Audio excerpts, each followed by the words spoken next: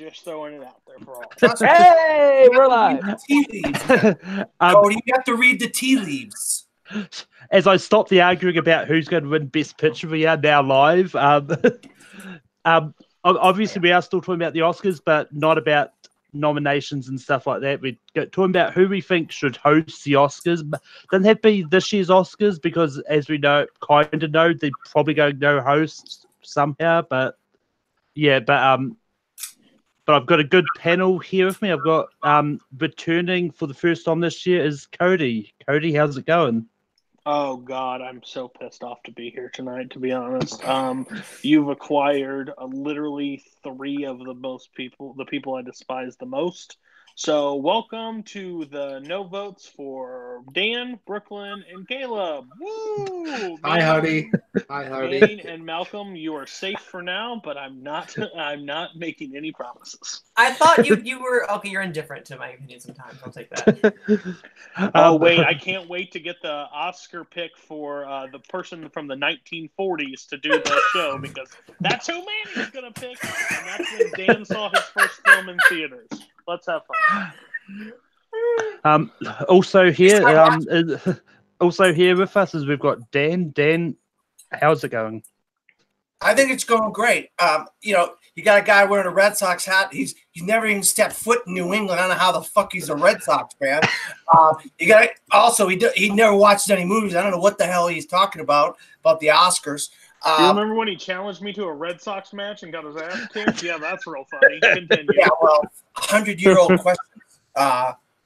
Who knows? All right, I'm watching. Mahershala Ali just won. So I'm here with someone who has some sense. Manning and Malcolm, a couple guys. I trust their opinion on things. Brooklyn is a really good person. I love him to death.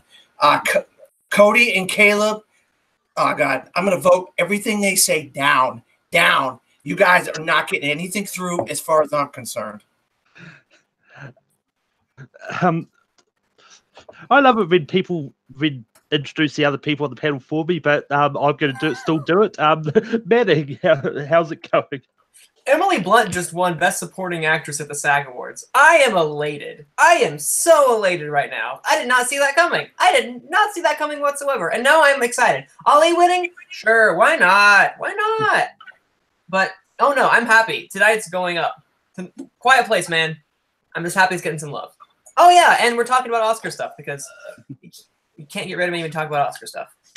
All right, guys. I'm eating popcorn too. I'm watching the SAG Award. Let's do this. Also, here's Brooklyn. Brooklyn, how's it going? We've been better. I do apologize in advance. I am on the tail end of a cold, so if you see me grabbing Kleenex or sneezing about a bajillion times, just start counting, and then maybe we'll see how many sneezes I get by the end of the show. But yeah, Cody here as part of couples counseling. This is a new year, 2019, the year of Cody and Brooklyn. Dan's always great. Love his opinions and takes on stuff. Manning, although I'm not allowed on his show, got at the wins. Somehow we reconvene here, and then Caleb doesn't like Foo Fighters, so you can't really trust that guy. It's not that I don't like him; it's that I haven't heard too much from him. Yeah, because NF and like Christian rap. Oh God, just like jerk worthy. Also, you heard his voice, but he's here. Caleb, how's it going? I didn't realize this week's rank 'em topic was no longer rank 'em; it was the roast of Caleb Coho. But yeah, it's great to be here. I don't know what I did to piss everyone off so bad, but hi, Oscar talk. I love it. I'm excited to talk Oscars, and I'm excited to talk Oscars, especially with Manning, because I love Gone with the Wind. So this is gonna be great. Oh yeah. Shucks.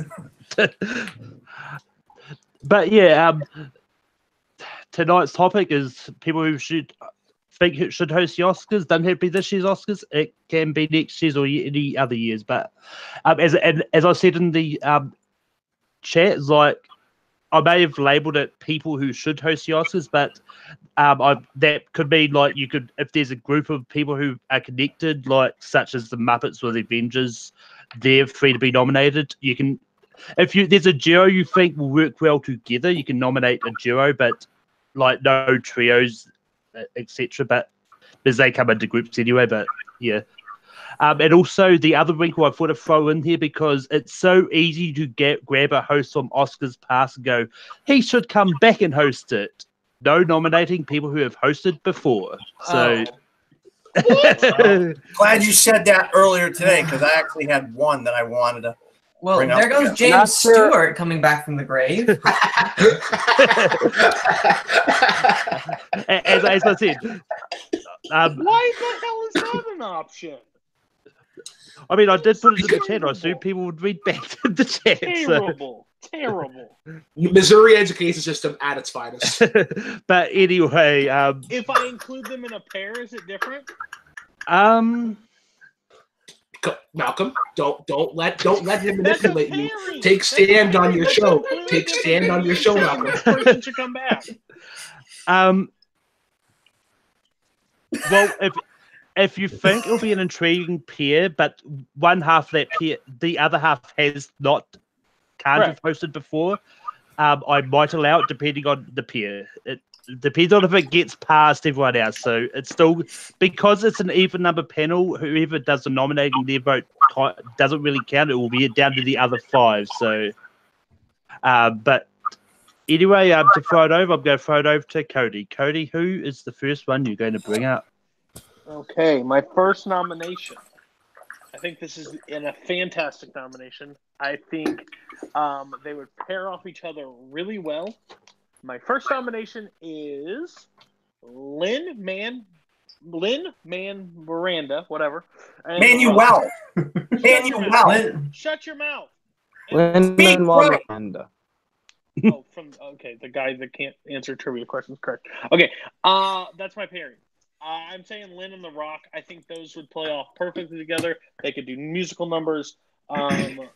Rock has just got charisma. I think that would be a perfect pairing. Plus, you get the star power on screen.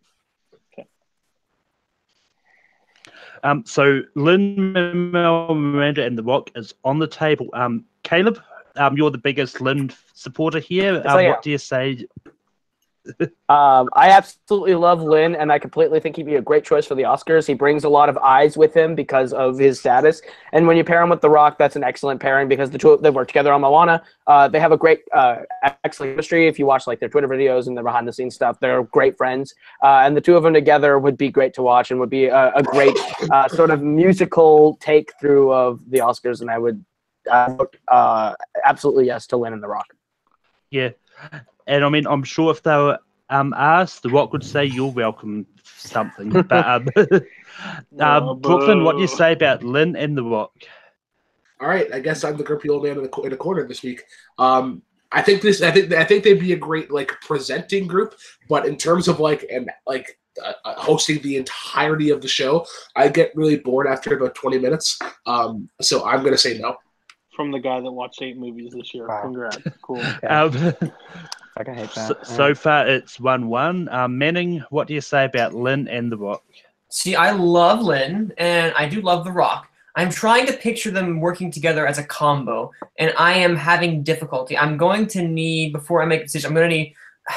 Cody, can you sell me a bit more on the combination of them two? Like, play a scene out for me. How would it go? Because I'm having trouble seeing them host an entire award show. Well, okay. Sell me. So what the Oscars does terrible is those cheesy things like, oh, look who we're bringing people across the street and looking at it. That's fair.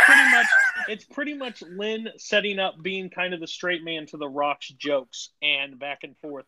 And I think their opening monologue, they could literally rip apart the guests sitting in the audience, the other actors and actresses. I think they would be great because The Rock is fantastic on the mic and can tear people down, and Lin could add a funny approach to it. He could even rap if it was possible. I think it would be a great idea. Both of them can rap. True. As we've seen. Yeah, that's what the Oscars means.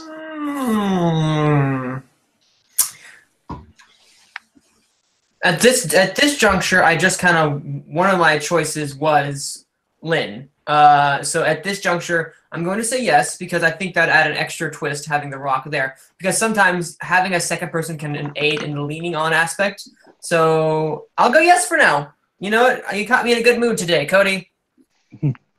I know, they're not from 1941. Dan, what do you say about Lin and The Rock? Actually, I say no because I have The Rock with a couple other people on my list, and I would rather have the groupings that I came up with on the list and not Lin-Manuel Miranda and The Rock. Plus, I think The Rock and him don't work well together. I don't think they work well together. So I know he wrote songs for The Rock, but they didn't work well. They didn't actually work in Moana together. The Rock was with other actors in Moana. He just wrote the songs for Moana. They were in the studio together. Good choice. Good job. Lynn was in the studio with him to help him rap and teach him how to do that. But yeah, okay. Plus, I'm seeing Hamilton this week, so it's not like I don't like the guy. I like him. Which puts me in the position of being the tiebreaker. I will come to New Zealand. I mean, I do have The Rock with someone else, but I do think Lynn and The Rock will be a good combo together, so I'm going to say yes. Yeah. So Lynn and The Rock make the list. It sounds like a buddy cop movie series. Lynn and The Rock. You're welcome. But I'm going to throw out the next one. I'm going to bring up one that is a really interesting pick. Will probably never be picked in a million years, but I think the personality and connection these guys have will work so well together. I'm going to say Mark Ellis and the Wildberries. This would make the Oscars so entertaining. Like Josh McCougar is definitely one of those ones which is like you're so much entertained. He's like, and he enjoys it. And I mean, Mark Ellis, you've seen him host the Schmodown Awards. I mean, he's a good host. He does well. It's like, so yeah. I do think Mark Ellis and the Wildberries will make a great host. Caleb, what do you say about Mark and the Wildberries? See, if you had pitched Mark Ellis alone, I might have been more receptive. Because the thing is, the Oscars still require class, and they require a sort of reserved type of like. The Oscars are sort of sacred, and as much as I love the Wildberries, that's a Golden Globes host, not an Oscars host. So I'm gonna vote no to Mark Ellis and the Wildberries. Brooklyn, what do you say about Mark and the Wildberries? As much as I love Mark Ellis and the Wildberries, I'm also going to vote no. This is like it's like a really niche picking for our community. It's like if I were to nominate Rick Mercer to host the Oscars. Can anybody tell me here who Rick Mercer is? Mm-mm. Hell no. Exactly. One of the greatest Canadian comedians ever made his fame on this hour's 22 Minutes and Rick Mercer Report. I would love him to host the Oscars, but I know it'll never happen because his comedy literally applies to like Canadians and like picking on Americans. So I'm going to say no. Yeah, I mean, as I said, I'm pretty sure they wouldn't be picked anyway. This is just one of my personal picks that I just wanted to throw out there first. Manning, what do you say about Mark and the Wildberries? Keep the Wildberries as far away from the Oscars as possible. They're about to turn into a frat party, and I'm not going to have that. That's what the Golden Globes are for, people. Now, I agree everything that Caleb said, 100%. Mark Ellis, you could have sold me on that. The Wildberries, 100%. Nada. Not going to happen. Bye-bye. Well, with that, they don't make the list. Dan, what would you have said? I would have said no. Actually, I had Mark Ellis on my 8th slot. If I ever got that far, I was going to nominate Mark Ellis, but definitely not the Wildberries. That's for sure. Yep. I mean, there's no reason why you can't bring up them later. Cody, what would you say to them? As much as I would love to see Bradley Cooper and Denzel Washington hold Meryl Streep and do a beer bong, I would have to give it a hell no. That's just not what the Oscars for. That is for backwoods The after party of the Golden Globes. after party. Yeah, so Meryl Streep will have to miss out this year on the beer bong. Cool. Cake stand. But anyway, I'm going to throw it to Dan. Dan, who are you going to bring up to host the Oscars? No. Yes. All right.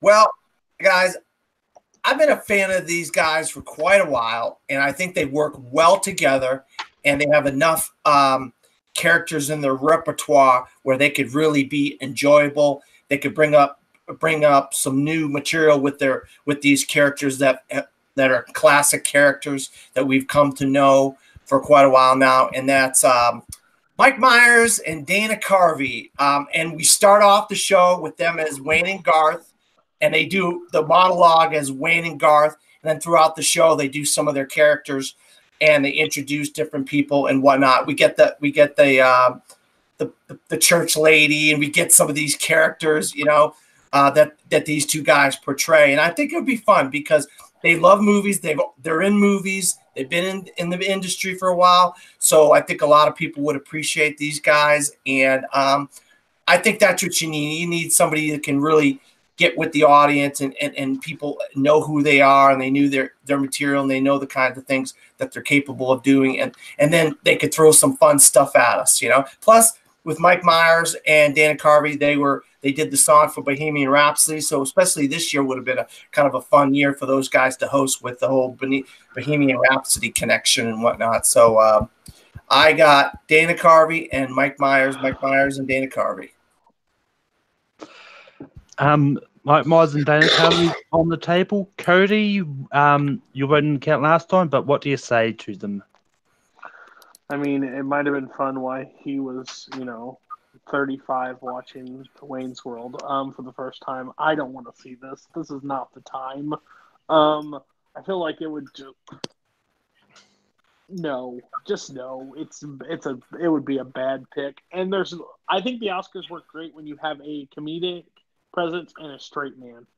And that's just no chance to play off of it. That's just party on God, party on Wade, party on Street. Yeah, I'm out. Peace. Plus Dan picked it, so hell no. I'll go next. I mean, I like Mike Myers. I do like Rainsfield. But I'm going to have to say no to it.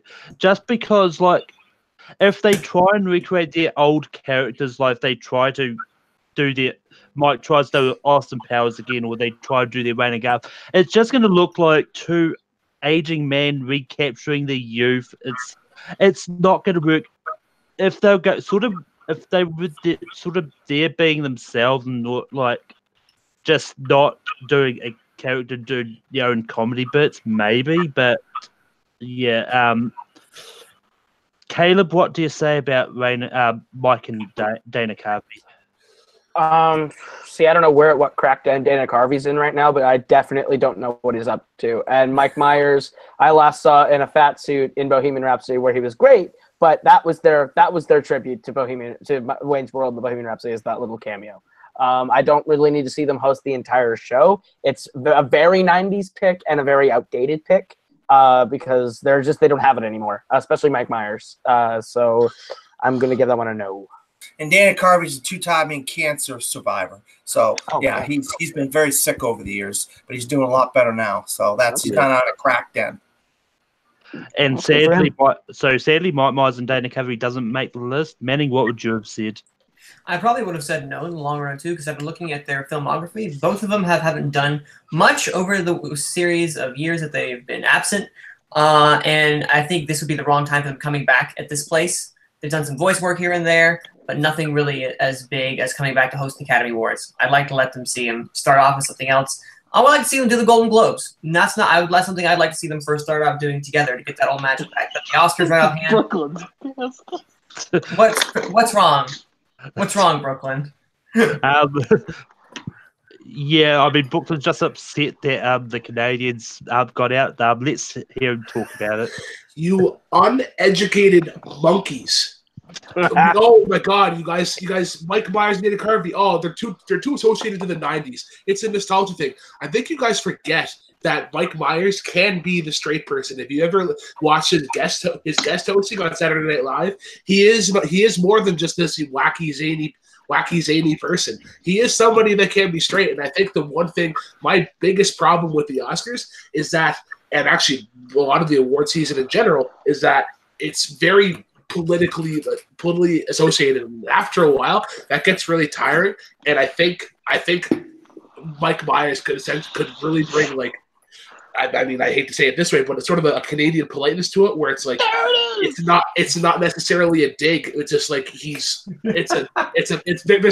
there's a peacefulness, and I disagree with Dan where it has to be all these characters. I think him and Dana Carvey would do really well as literally as straight men just doing the hosting. I had just Mike Myers as my number 3 pick, but my vote would have been a yes. I think Mike Myers would be one of the greatest ones to host. Yeah. Sorry, You uneducated monkeys are just attaching it to nostalgia.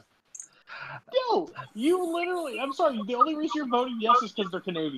Get out of here. No. My first 2 picks are actually not Canadian. I mean, for the record, I wasn't saying no because of the nostalgia for me. It's one of those ones like, if they'd still done a few stuff more recently, because like with Mike Myers, he sort of popped up for a little bit in Bohemian Rhapsody, and before that it was Inglourious Bastards, which was 2009. And you guys would be jerking off if Billy Crystal came back on the thing, and he hasn't done jack shit in the last 10 years. But you also have to go because Dan pitched it, and how Dan pitched it sucked. So deal with your consequences. Bye. Yeah. No, I wouldn't necessarily. I wouldn't necessarily say that we would be over the moon as well. Well, how did you put it, Brooklyn? You guys would be like jerking off in excitement if Billy Crystal was hosting. That I would not be that excited about Billy Crystal. Let me tell you that. Billy Crystal does not get me that excited.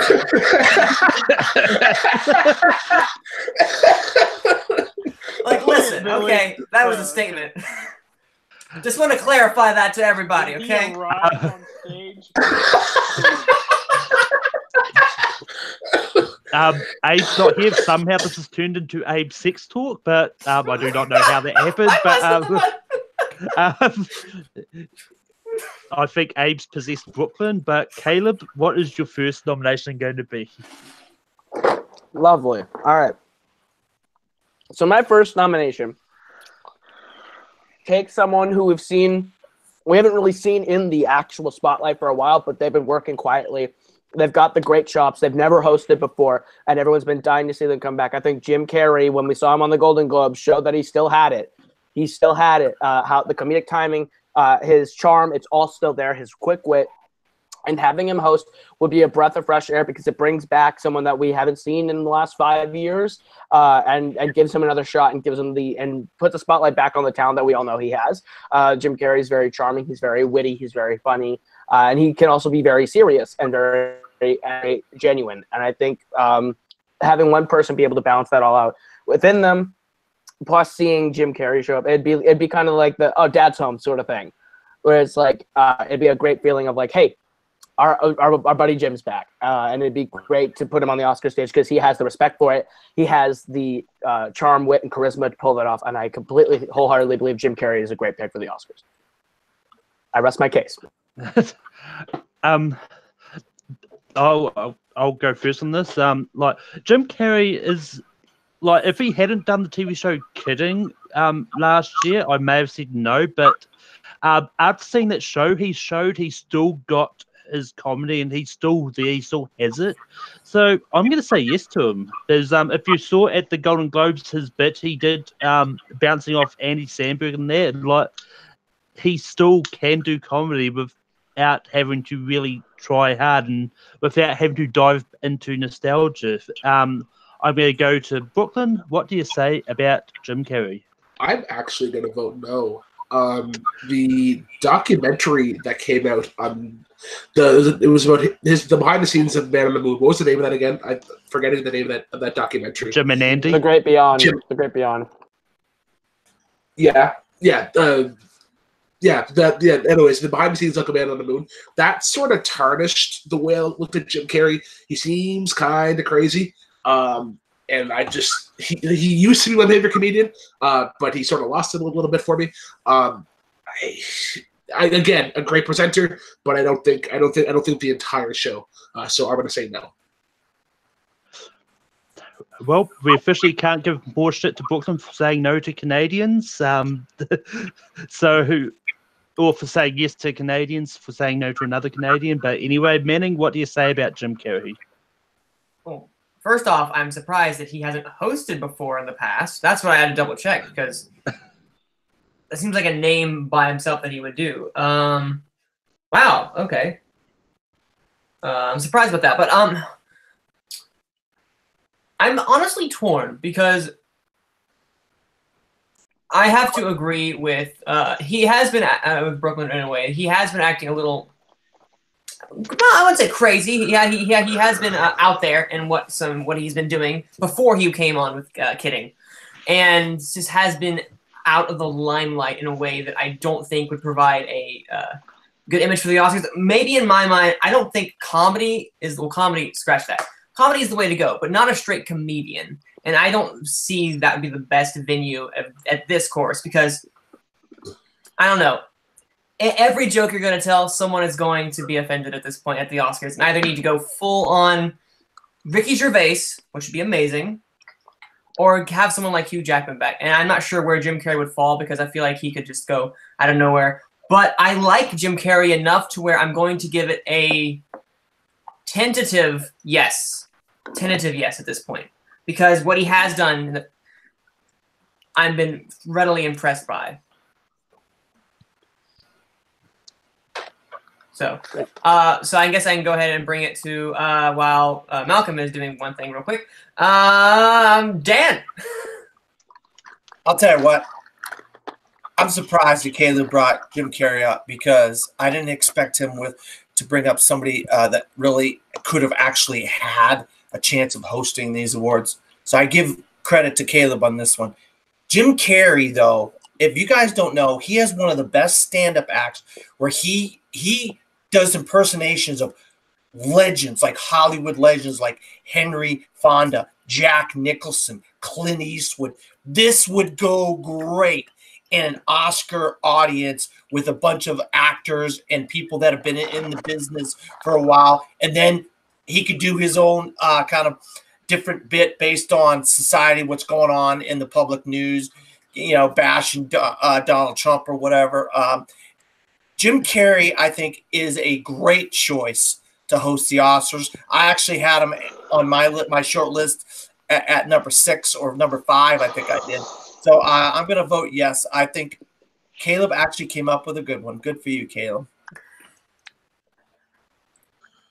Okay, well, who has not said it so far? Well, Cody, you go. I already made the list, so Jim Carrey's already on there, because apparently every time Manning's on there, he gives tentative yeses and possible yeses. A yes is a yes, Manning, just to let you know in the ranking world, okay? And my vote would be, yeah, absolutely. I think this would go really great. Again, I think this would be a way better choice than Mike Myers. I think Jim Carrey is super funny. I think he could do a really good job presenting the Oscars. And even if it was like way over the top, it would be kind of a nice, refreshing over the top, I think. So, yeah, I would have said Jim Carrey. Hell yes. So, 2 things. First, Brooklyn's face the moment that Cody said he'd be a better choice than Mike Myers was amazing. That sheer look of terror. And 2, I gave a tentative yes, because while yes, it is a yes, tentative shows that I am not 100% on board. I am on board just enough to make it go by. And yes, it passes, but tentatively enough Dan, in my heart. Also, Dan, the show is called Rank 'em, and the object is to get it ranked at the end. So you don't want to tell people where things are ranked, because then we can dictate where things go. I just put them on my list. Okay, so while Malcolm is on the phone, I am how are the SAGs going? Tentatively as the host. Manning, how are the SAGs going? I totally lost track of SAG. TV awards. It's just been TV awards lately, other than the 2 Oscars for movies. Did they announce who won Best Performance by a Male Actor in a TV Movie? Yeah. Did Barry win? No. No, Barry is comedy series. No, they haven't. Are they taking a break? No, So it was Darren Chris. So wasn't it? Okay, so back. Who has Darren Chris won. Yeah. Good. Who has nominated? Shut your mouth, Brooklyn. I have not nominated yet. All right, Darren. Manny. So, Okay. Tell me why, Grace Yes? Kelly would be the perfect Yes. choice to host the Oscars. You are only partially right, sir. Not Joke's really, on not you, right at sir. all. It's Buster Keaton. Bring it back from the dead. No. So where were we at? Jim Carrey got on. If the year is 2019, we are on something called the Internet. This is a show called. Oh. Huh? Has someone else nominated something? Or, Manning's turn. Manning's turn. All right, so I'm actually going to break the trend. What you guys say? As someone who was not born in the 50s, someone who's someone who's not born in the 50s, they're born in the 40s. No, this is actually someone who I've been wanting to host since I saw something on Twitter when his co-star put his name out there, and I've been on board with it ever since because this is the show I love, and that is Randall Park. So for those who know, Randall Park is, to me personally, one of the greatest comedians because he has this wonderful dry sense of humor. For those who know, he is on Fresh Off the Boat, one of the main stars in that one. He is hilarious. Also, one of my favorite bit parts in Ant-Man and the Wasp, and just a really kind of a walk-on cameo. He was fantastic in that. He is a comedian who is very restrained, not incredibly crazy, very dry, has very well respected. Constance Wu threw his name into the hat, and I was all on board that, retweeted that. Of course, it's not going to happen now at this point, but I think Randall Park would be a name that is just big enough, but not too big to the point to where his name would overshadow the award ceremony in of itself. It's someone who would just kind of let the show go along. But Randall Park is my choice. Surprising you all, it's not someone like Grace Kelly. Sorry to disappoint you, Cody. Cody, what do you say about Randall Park? Okay, so this is kind of a mixture. You got to try to sell me on the character, the person, and stuff. And dry sense of humor at the Oscars sounds like I'm falling asleep during sound mixing. That's where I'm going. I don't think he could run the show by himself. I don't think the humor would fully be there to deliver it through. And I kind of don't want the show just to run. I mean, the Oscars, what I have always said about the Oscars, it's not made for everybody, so stop trying to make it for everybody. But the one thing that's different is the host. And I think the host needs to be a little lively, keep things moving. The problems with the Oscars is they have too many side things that they go. And I just don't believe Randall Park has enough energy or charisma to drive it through without having to take the selfie with all the celebrities or have food drop from the sky or blah blah blah. So I give it okay. You had said I needed to sell you on it. May I pitch Sure. a quick picture first before you give your final answer? All right. So what you're saying is okay. Okay, you're gonna say no anyway, regardless. But I'm gonna paint a picture for you. Randall Park is coming in, walking on the steps at first. I am no comedian, so I'm not gonna write any of this. But regardless, what I see him coming up, it's going to be something. Yes, it is dry, it is witty, but it is something that is not. Do you want to have someone like Jimmy Fallon, who's gonna laugh at everything he says? That is something that no one wants in that regard. What see Randall Park coming on is someone who's going to keep a rein on the Oscars and going to keep it in a way that's both respected, something that is dry just enough to where there is time for some lighthearted craziness. I can see him doing something incredibly absurd with a straight face, something incredibly out there with a straight face. Coming in, you know how Ellen DeGeneres is dry most of the time as well too. Let's not forget that. She has this way of just going about her as nonchalantly as possible. I see Randall Park mimicking that in a way. Yes, Cody. Because your name is not Dan Skip Allen or Brooklyn Vale, you did a good job selling the pitch. I give it a yes. Anyway, Dan, what do you say about Randall Park? It's not because I don't like Manning. I think Manning's fantastic. He's a great guy. He just wants to be on Gone with the Wind more. Don't believe in Manning. Wow, Cody's on Sass Island today.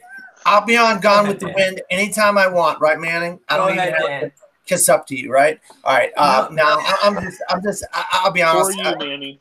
I think Aquafina would have been better than Randall Cobb or whatever the guy's Randall. What was his name? Randall Park. That's it. Randall Park. Yeah, I think Aquafina would have been a better choice than him, in my opinion. But that's just me. It's not because I don't like you. It's not for me. No, that's fine. Now, if you said, Manning, I hate your pick. Your face is stupid. Then I would think you didn't like me. But nah, you good. I mean, outside of Ant-Man and the Wasp, I really don't know enough about Randall Park to confidently say yes to him, so I'm just going to say no. Caleb, what do you say about Randall Park? There was something that Manning said in the pitch. You kind of had me sold, and then you did the pitch. And when you pitched it to me, where you're like, "Oh, we're gonna straight face crazy kind of," I don't know. You kind of lost me in the pitch. And you said he's going to adopt a style like Ellen DeGeneres. Well, at that rate, why not just get Ellen DeGeneres? If he's just going to be an Ellen clone. So I'm gonna say no. And with that, Randall Park doesn't make it on. Brooklyn, what would you have said?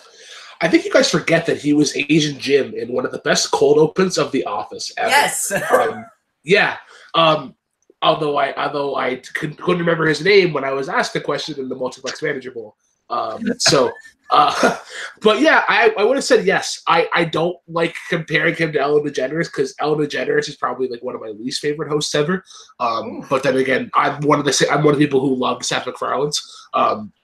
So I would have said yes to Randall Park. I think his dry humor would have been well, and I think he would have been able to turn it up a little bit. Maybe if you had him sort of like tied with certain guests throughout the show. Hi, yes. Actually, it's not closed down. I gave it a yes. Brooklyn gave it a yes. Caleb and Dan said no. Did you give it a no, Malcolm?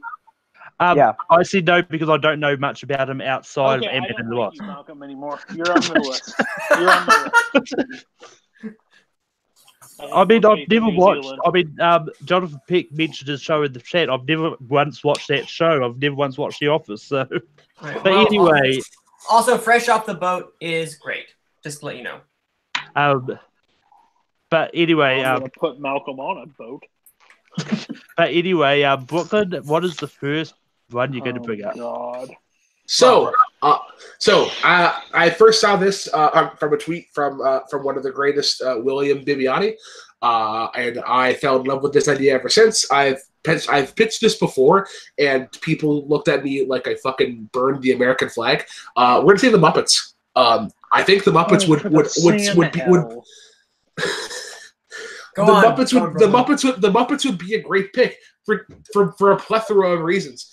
You think about somebody who is a group who is universally loved by not only kids and by adults. I think honestly, if you were to announce the Muppets, I think the adults would be a little bit more excited than the kids, because I think what the Muppets can do, similar to what the Flintstones and the Jetsons were able to do back in the early days cartoon, is I think they were able to on face appeal to the children, but if you really listen to what they were saying, that they would have some great adult humor, and I think they would have some great things like Stouter and Waldorf would be good. Fozzie would have some great scenes. Obviously, Kermit having the lead, and Miss Piggy, Cody, imitation is the greatest form of flattery. So keep on going with that, please. But yeah, I think they would. I think they would do well, and it sort of goes on back to the overall theme that I have, where they would just keep it about the show and not about outside things. And I think the Muppets would be one of the greatest, would be a great pick to host the Oscars.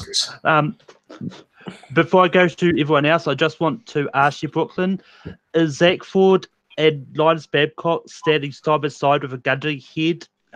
No, not at all. They actually have sandwiches. So yeah. But anyway, Cody had a really strong reaction, so I'll leave him till last. Caleb, what do you say about the Muppets? I would get very tired very quickly of the Muppets. For me, it's just, this is going to be a long show, so I want someone that I'm going to enjoy seeing throughout the show, like that has the charisma and everything. And it's not that the Muppets don't have charisma; it's just they get very annoying very quickly for me. So I would say no. Manning, what do you say about the Muppets? This would be an utter delight to watch. This is something that I personally had on my list. So 100% sign me up for that. Yes.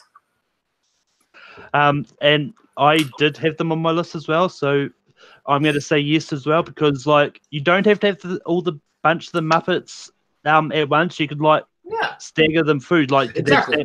Statler and Waldorf to open up, maybe Miss Piggy and stuff. Oh, that'd be Like you don't have to amazing. have them all the same Muppets all through the night. But anyway, Dan, what do you say about the Muppets? I'll be honest. I would have just said yes just to piss off Cody, just because I felt like pissing him off because he doesn't want him on there. But you guys already voted him on, so it didn't matter what I would have said. So I'm glad, Brooklyn, you got your Muppets on there on the list.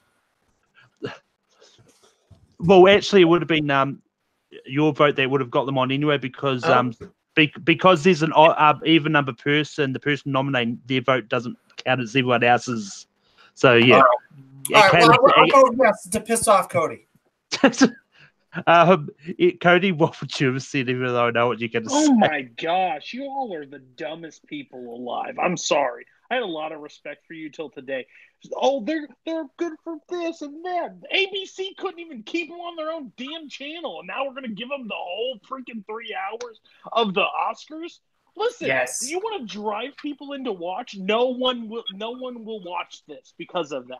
They're not that original. They're past their time. They don't hold up. Sorry, everybody. There's not a chance in hell this would be a good choice. This would actually be the worst choice for the Oscars, because the Oscars isn't made for everybody, and this is the kid choice. We literally had a question on some of the real people on adults would be more excited. Would be more excited than the kids, and I think that's what you fail to understand. If they did, the show would still run. If it did, their last movies would be successful. But it's been nothing, because guess what? They don't translate well. That's the basic fundamental anymore. The Muppets are gone, and it will literally be the kid. It would be such a kid show with them. And hearing Miss Piggy announce anybody, I would want to ram my head through a wall. Anyway, Cody, it's come full circle. Background to you. Who's the next nomination you're bringing up? I nominated the Peanuts because that was around for people and they'll love it. No, I'm gonna actually do something pretty interesting. It'll probably get shot down because you guys. But I'm going to do Steve Carell and Ricky Gervais. I think this would honestly be one of those hints at like a play on it, both Office people. But then you have literally the slapstick with the almost borderline rude as hell Ricky Gervais. And I think it would be a comedic effort throughout the entire night of straight versus over the like mean, good cop, bad cop. And I think it would be great. It'd be a great play. Ricky is by far one of the best Golden Globes hosts, and I think they should give him the Oscars. Especially if we're giving it the Muppets. So why the hell not? I have to 100% think Steve Carell and Ricky Gervais would be a nonstop laughs throughout the entire night. That opening monologue would be the best ever. Guaranteed.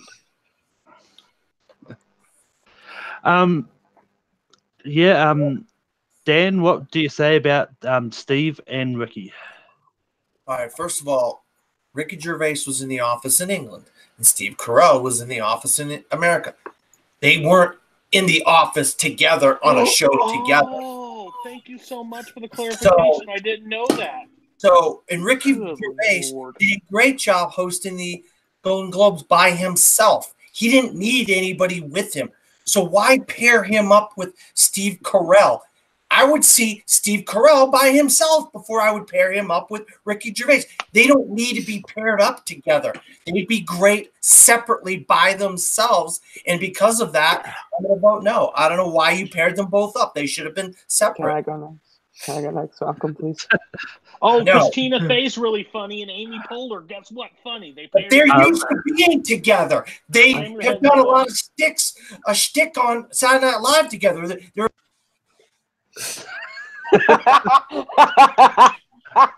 What in the world? Can I? Anyway, I'm going to go next. Okay. And Dan brought up a good point. They're great on their own, but when you pair them together, that would make them even better. So I'm going to say yes. Caleb, what are you going to say? Thank you.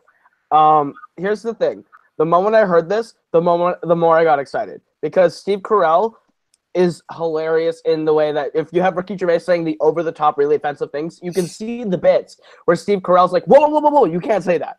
And it'd be just so fun to see them play off each other in that way. Plus, Steve Carell not getting nominated for any of the Oscars after his big year of Oscar pushing would be funny. You could totally see him making all those jokes. It would be a great duo. I wholeheartedly vote yes on that. And with that, Steve and Ricky do make the list. Brooklyn, what would you have said? To keep it short and sweet, I 1000% completely agree with Dan. They're great on their own, but not good together.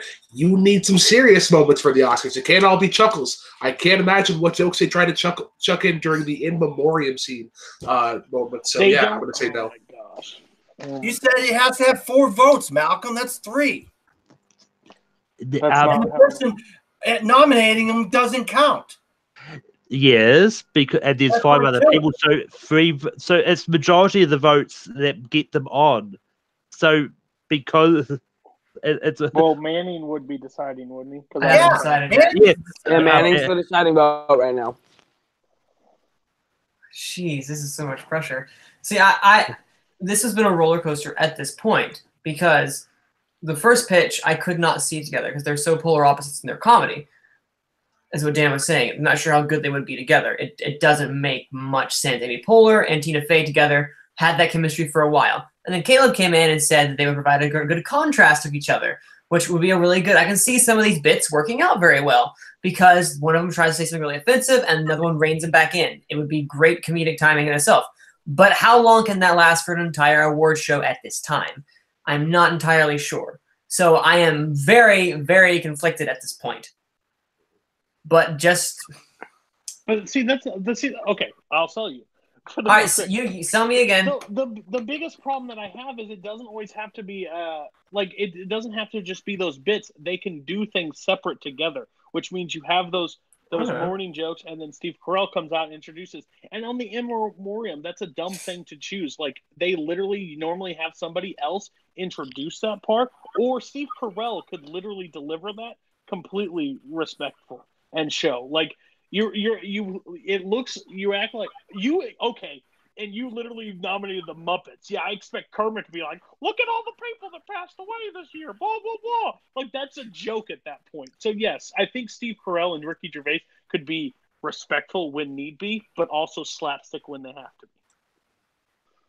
All right, well, I'm seeing that now because the characters, the hosts don't always have to be together, as we showed with prior in the past. They were separate sometimes. I'll go with yes because I'd like to see them. They'd have their own bits. They'd have their own sections. There you go. Fucking and after all that, they make the list anyway. And also, I'd like to point out, when was the last comedy movie Steve Carell's been in? Comedy? Yeah, comedy. Crazy Stupid Love? Vice is technically Anchorman 2? The point I was making is his last few movies he's been in have been dramas. He hasn't been in a comedy a straight comedy, yeah. Yeah, in a while. So I mean, saying that Steve Carell can't do will only do comedy and can't sort of do straight stuff is really bizarre to me. But that's why I brought that up. But anyway, it's back to me. I'm going to bring up an interesting pick and one that I think could be good. I'm going to bring up Josh Brolin. This is one that, he's not a comedian. He's not sort of a big, very comedian guy, but this one like especially if they did this year, they could have it could bring them an entertaining opening scene of all the previous hosts of the Oscars being dusted away, and then Josh Brolin walks in with the Infinity Gauntlet, and there could be an entertaining opening to the Oscars because after all the Kevin Hart thing, like clearly they were having trouble finding another host to replace Kevin Hart. So I mean, it's definitely one that could be an interesting one, and one that I think he could be a great host because I mean he is in the movie business. He does do a lot. So yeah, Caleb, what do you say about Josh Brolin? You pitched a really great opening, but Josh Brolin is not he's got a sort of gravitas to him, but I don't see him going through this entire show being able to usher us through, and it's gonna be watching a plank of wood for about 4 hours run the show. Funny opening, but I just don't see it working. I'm gonna have to say no on Josh Brolin. Brooklyn, what do you say about Josh Brolin? I'm actually going to say yes. This sort of makes sense. He's had a really good year. He has that duality of he can have some dry humor similar to Randall Park, and he would be able to provide serious aspects. You don't have to bring in somebody else. So I would say yes. Manning, what do you say about Josh Brolin? Now, point of clarification. Now, is this someone who'd like to host the Oscars this year specifically, or anytime? Well, not this year specifically, but any time. So okay, I wanted to clarify that one because I know sometimes the pitches we've had them like say this would be a great year because XYZ. I just wanted to clarify before I gave my vote. Josh Brolin in Deadpool 2, he did comedy. He was more of the straight man, yes, but he had moments of comedy that shone really well. However, I'm not 100% sold on Josh Brolin being a how do I say it, a host of something. I'm not sure how much he can engage the audience, but because I would really like to see that at the same time, I'm going to tentatively also vote yes, but it's still a yes regardless. So that's 2 votes yes, 1 vote no. Dan, what do you say about Josh Brolin? Well, I'll tell you what, Malcolm, you did have me with the whole dusting of the previous hosts and the Infinity Gauntlet. But the rest of the show, I just don't think even though I did like the one where he was deer hunting with his son on Netflix, I thought that was kind of funny. And he does do some funny bits in certain movies and stuff like that. Sometimes he will make fun of himself every once in a while, especially if you follow his Instagram. You know, he kind of has fun on there. But I think I don't think he'd carry an entire show, so I'm going to say no. Which means Cody is the deciding vote. Cody, what are you going to say? I can't have the guy in Thanos. Rip Josh Brolin. I can't have Thanos on stage dust the first part of the people and then get to the in memoriam and not do the best. So hell no. It's just a terrible choice. Because I can just Oh wow. Wow. That's too much.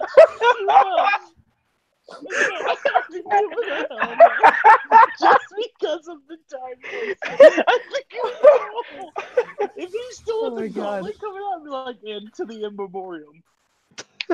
No, I'm done. Done. Can't do it. Can't do it, even though I would. I can't do it. I think I broke my. Oh my god. I broke my. Yeah, clearly I didn't think of it. But Caleb, if you've composed yourself, it's your turn. Oh my god. Okay. Who do I want to? Fuck you, Cody. I don't know who to pick next. Don't fucking snap at me. Shit. You know what? I'm gonna pick something a little more grandiose. I'm gonna take 2 people. I believe they both have hosted before, but to put them together would be amazing. They both have actually hosted the Tonys before in excellent fashion, and I would love to see these 2 work together. Hugh Jackman and Neil Patrick Harris would bring a completely lively, grandiose Oscar ceremony. Both are great performers, great entertainers, and when you put them together, both have a love of theater, of performing, of music, and it would bring such a large scale feel to the Oscars, which is a large scale night for Hollywood. It would feel like a perfect fit with hosts, and it would be a fantastic show to watch and very entertaining. And everyone loves Hugh Jackman after The Greatest Showman. The whole world does. So, yeah, I'm gonna say no because I did say before we started that one of the pair has to have not hosted before, and both you and Neil have hosted the Oscars before. Hater. Not that I did consider this. I had to actually fact check to make sure that they didn't host. So does he have to nominate a new one since you're saying no to it automatically? Yeah, come up for new one. But you can add another person into that mix if you want. But yeah. Okay, so if I add another person, I can keep those two, right? If I add a person who has, it'll be considered a group anyway. So yeah. Okay, give me a second. Come on. Okay, give me a second. He voted for somebody you said he wasn't allowed to, Malcolm. Let's skip him and go on to somebody else. Hey, Dan, why don't you shut the fuck up for 5 seconds while I can think of a new pick? Thank you. Well, it's because Cody brought up a point that... Okay.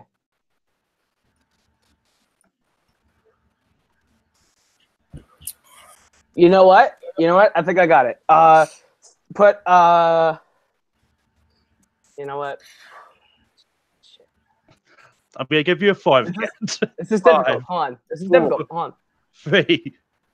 You know what? Let's put Lady Gaga. Lady Gaga. You put Lady Gaga in that group. That's 3 big performers that make the night grandiose and huge. Lady Gaga. Everyone loves Lady Gaga also, especially after A Star Is Born. You put those 3 together. You have America's sweetheart of a performer, Hugh Jackman, the great American songbook come to life, and Neil Patrick Harris, who clearly knows how to entertain a crowd. You put those 2 together, it would be a great show, and it would bring a grandiose night of the Oscars. It would make it fun, and it would make it a big, big celebration, which the Oscars are supposed to be a celebration of art. They would do a classy celebration rather than the Wildberries doing a cake stand and making their party. Cody, I'll go to you first. Caleb, it's a terrible choice. Listen, I just don't understand why you picked that person. It's not that good. Like, why would you pick 3 people that sound bad? I'm just kidding. I would give this a hell yes. That's actually a great choice. Lady Gaga would be a special character to that.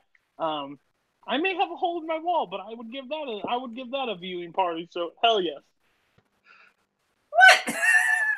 What? Dan, what do you say about Hugh? No, because they were great by themselves. Hugh Jackman was great by himself. Neil Patrick Harris was great by himself. I think they already did it. And they both did a great job. Why not bring one of them or both of them back singularly in the next 2 years? Then we would have 2 really good hosts once again, like we did with Billy Crystal. When you have something, keep going back to it time and time again, so you don't have to try to look for somebody else new all the time. Lady Gaga is a great singer, but she's like a block of wood when she's up there. She's so nervous all the time. I mean, she needs to be singing. She's not going to be singing the whole time at the Oscars. I mean, no. That's like saying I have to be the king all the time because that's the only way people find me entertaining. Which, I mean, I completely disagree with that. Lady Gaga is America's sweetheart at the moment because of her. She's sweet. She's kind, she's gentle. She's got this awkward sort of charisma. And then you put in Hugh Jackman and Neil Patrick Harris. Just because 2 things work together on their own, Iron Man, and Captain America work on their own as films. But when you put them together, the Avengers, it makes a better film. You already made your pitch. Let somebody else talk. Anyway, hey, Manning, what do you say about Hugh and all that? I was not a big fan of when Neil Patrick Harris hosted the Globes, and I was a huge fan of Globes. Excuse me, the Academy Awards, and I loved Hugh Jackman. Together, I'm really not a 3-person hosting thing of the Oscars is not something that I would join up at this time for. I need to see it work before I can say yes, let's do it. It's not my initial pick either. Let's go with no at this time until I can prove 3 people can work at a time. That's completely fair. Brooklyn, what do you say about Neil, Hugh, and Gaga? You literally had a peanut butter and jelly sandwich together, and Malcolm was like, "No, you have to throw something else in there." So you went to the fridge and you went and found the quickest thing, and you found a fucking persimmon. A persimmon might be good on its own, but does not work well with peanut butter and jelly. For those of you who don't know, persimmon is sort of like a tomato, but it's shut your mouth! This isn't Brooklyn's cooking show. Oh my god. No, because you had me sold on Hugh Jackman and Neil Patrick Harris.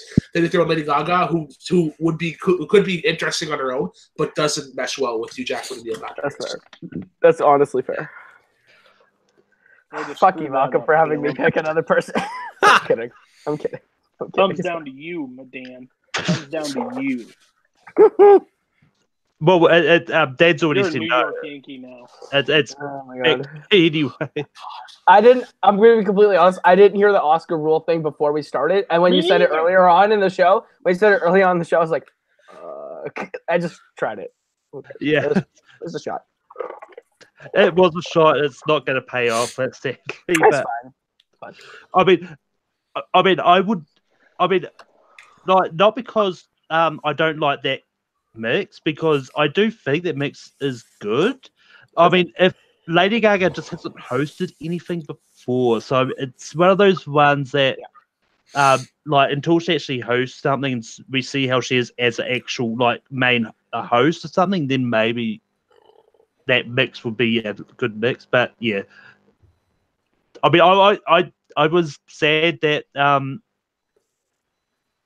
I couldn't do it myself, because that's one I totally would have gone for myself. But anyway, Dan, what is your next pick? Oh boy, this is hard. I got about 5 more on my list here that I want to go with. It just trying to get you guys to agree with me is the hard part, because I know I'm already down to 1 vote with Cody. He's not going to vote for me, so I'm down to I'm uphill battle here, trying. But I have two duos that I have in mind, and I'm just trying to think of which duo. I'm going to skip my number 2 choice. I'm going to go to my number 3 choice, and hopefully maybe we get some people to vote for it. There was a movie called The Other Guys that came out a few years back, and it was a really funny movie. But the best part of that movie was the beginning of the movie, where you had these 2 police officers played by Samuel L. Jackson and The Rock, and their chemistry was so good in that little bit. And I think they have a lot of respect in Hollywood. You got one that could be the raw kind of guy that could give some of the digs and stuff. Then you have the one guy that could kind of be the good guy, the good cop, the bad cop kind of thing, literally like in The Other Guys, at the beginning of The Other Guys. And I think Samuel L. Jackson and The Rock together would really be a funny, entertaining, and they can take it seriously. They can do comedy. They can do a lot of different things with the skit together, doing something, hosting the Oscars. So I'm going to go with Samuel L. Jackson and The Rock. Samuel L. Jackson and The Rock is on the table. Cody, you pitched The Rock with Lynn. What do you think about Sam and The Rock? The Rock's already hosting with somebody, so there's no point. But that's the problem, Dan. That's the problem I have with your whole pitch. They're good together. They're already good by themselves. Why are they going to be better? Why? No, they proved they were good together in the beginning of The Other Guys. They proved it. I don't want them to say nominated for Best Actress. Motherfucker. I don't need that at the Oscars. I don't think it's a good choice. I'm not happy with this pick. I'm upset, but I like Happy Dan, so I'll still give you a no vote. Sorry. Manning, what do you say about Samuel Jackson and The Rock? I thought you were about to say Will Ferrell and Mark Wahlberg, and I'd have been like, no. But I was an out of left field pick that I did not see coming. And while yes, we do have him on the list already, this is one that I might be. Samuel L. Jackson hosting in general is something that I have not thought about, but now that I'm thinking about it, yes, I would love, and The Rock counteracting would be pretty great. So I'm going to say yes for this. Brooklyn, what do you say about Samuel Jackson and The Rock? Yes, because it's better than Linda the Rock. Wow. Caleb, what do you say about Sam and The Rock? No, because we have The Rock on, but also because when we have Samuel L. Jackson on stage, I love him, but he has to censor himself, and I don't know if I like censored Samuel L. Jackson as much as uncensored Samuel L. Jackson, so I'm going to say no. Yeah, I mean, I was literally on the fence of this, and Caleb would have a good point. But yeah, I'm gonna say no to it as well, just because I just because I do like Samuel, but it's one of those ones like he is going to have to be censored in this because yeah, I mean. Watch the interviews, Malcolm. He's censored in all the interviews. He doesn't curse in interviews. He's censored. He knows how to censor himself. He's not funny without it. Move along. You had your pitch. But yes, let somebody else talk. And I mean, let's put it this way, we know that he can be censored because he was in The Incredibles. But yeah, it's still funny. it's still no anyway. So Manning, it's back to you. What do you say? All right, now. This pick is going to get destroyed at this point. Jimmy but Stewart back from the dead. no one is being brought back from the dead. This is a disappointing pick already. I mean, can I bring someone back from the dead, Malcolm? I didn't say you couldn't, but Oh, Oh, come on. no, I'm not going to do that. I'm not going to do that because that in itself is utterly impossible. As fun as that would be. a hologram of Bob Hope. Oh, that'd be great. No holograms. We are not pulling a hologram for the king type of thing. No one wants to see that movie, just like the movie.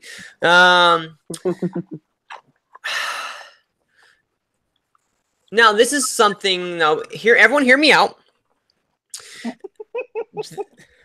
Cody, I'm already. That never starts well. It never does because I know the reactions will be okay. Let's go out and say it. After the Golden Globes, I was reminded that someone out there is utterly hilarious and still is, and still has a presence that can light up a room and can get people to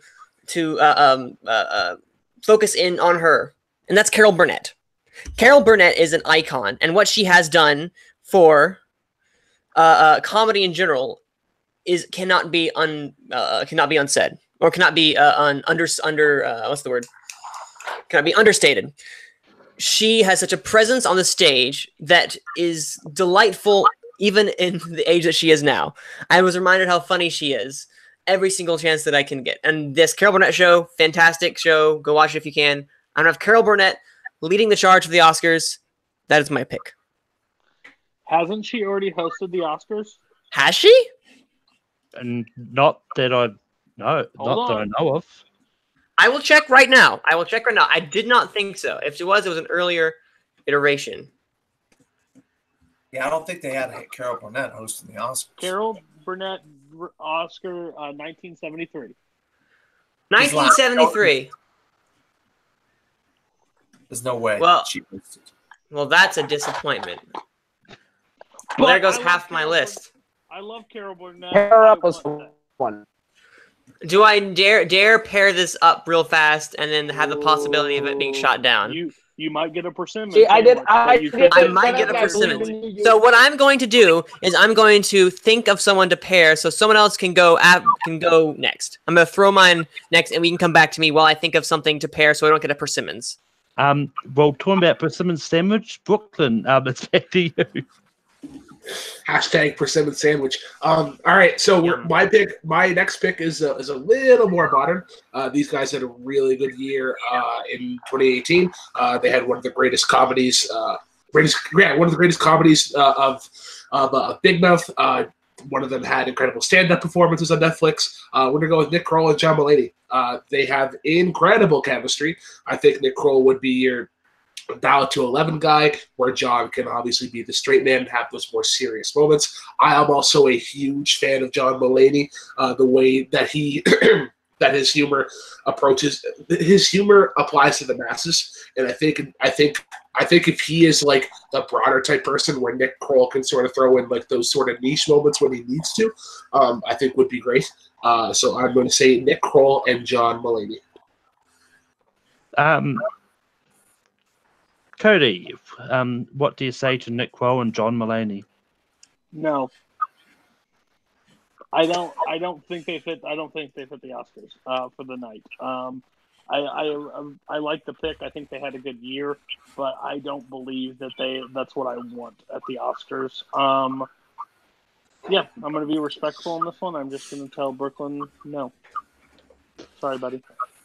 Dan, what do you say about Nick Kroll and John Mulaney? I'll be honest, Brooklyn. It's not because I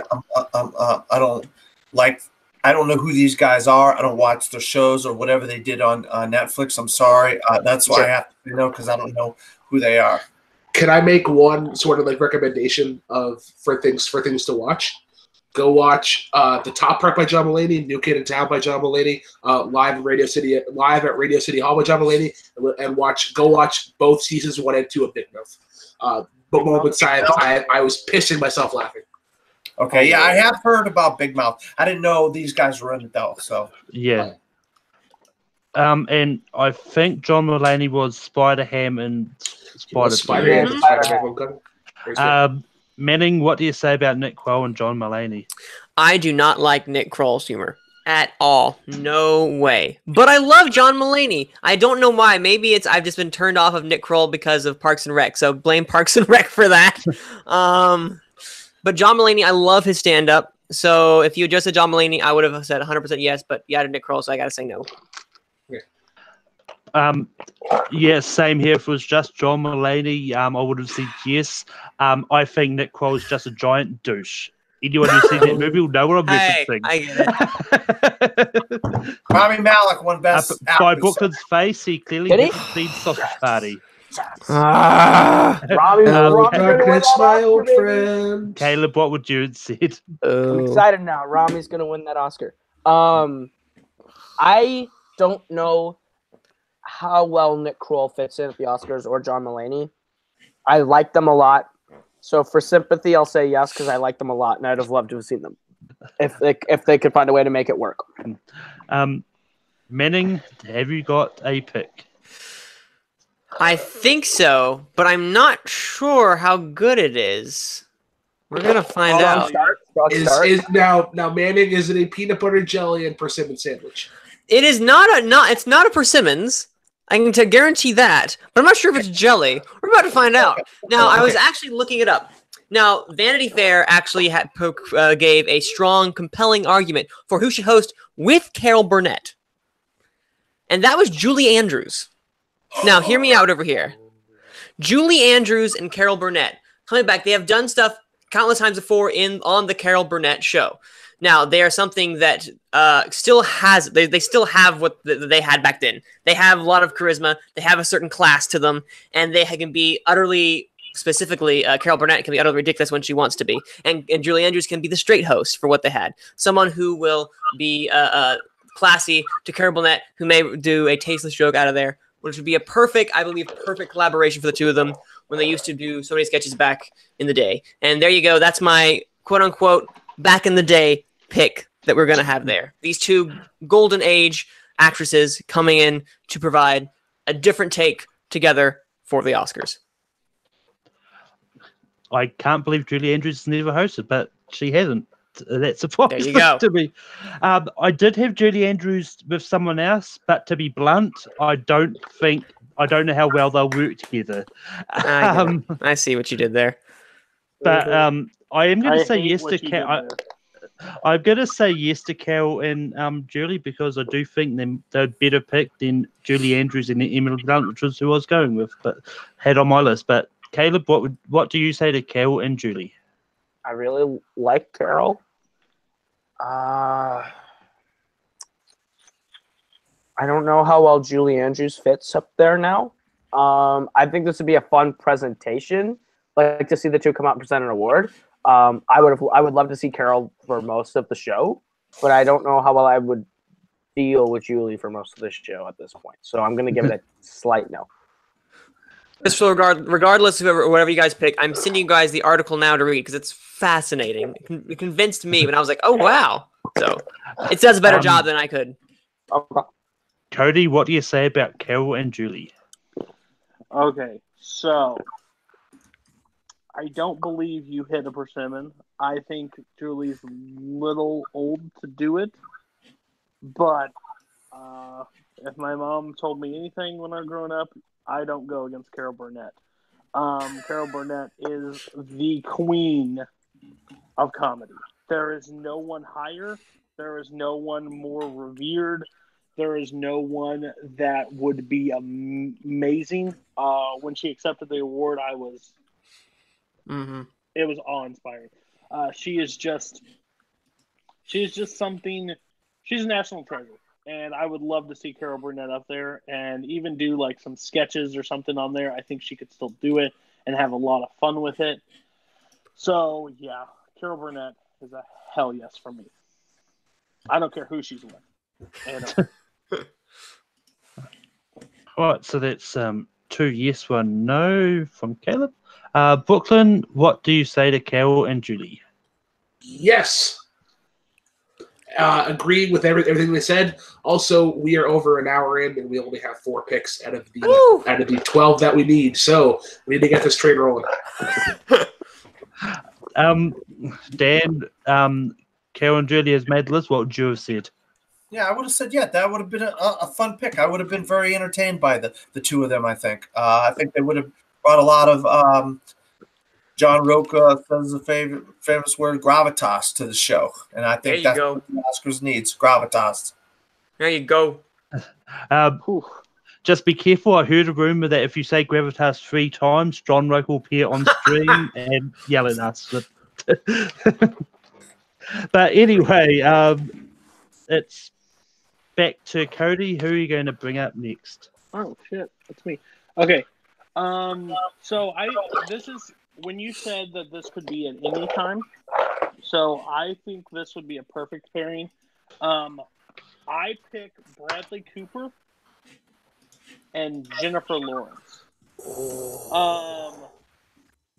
Now, the choice why I have this, I think J-Law and Bradley Cooper are 2 fantastic actors, but they also have very good comedic timing, both of them. And they're kind of Oscar royalty almost at this time. They've been nominated numerous times. They've been at the shows. But I think this would be a perfect pairing because at this end of the day, they would have fun. They know the setting. They know what the people want to see. And I think they could do a good job of kind of like steering the show in where they want to go. So, yeah, it's without a doubt, I think J-Law and Bradley Cooper would be a perfect choice for the Oscars. Dan, what do you say about Bradley and Jennifer Lawrence? I'll be honest. If he would have paired Bradley Cooper with somebody else other than Jennifer Lawrence, I may have said yes. But I just right now I'm not the biggest Jennifer Lawrence fan. She started her career out great, and I enjoyed her in some of these movies that Bradley Cooper was in. But like Silver Linings Playbook and so forth. I think Bradley Cooper's the good part of this. Jennifer Lawrence isn't, so I'm going to say no. Manning, what do you say about Jennifer Lawrence and Bradley Cooper? No, I do love Bradley Cooper, and I agree with Dan. I'm not the biggest Jennifer Lawrence fan, but I think the two of them have shown they are great together. Undoubtedly, they are great together, and I think, if anything, the outlandishness that Jennifer Lawrence can sometimes be, I think Bradley Cooper can rein her in. He can provide, as we know, he does comedy really well. She does comedy really well as well. Good job, Manning, English. But this is a pairing I think could work. When he said that, the 2 names, I was like, okay, yeah, I'm all for this. So I have to go with yes.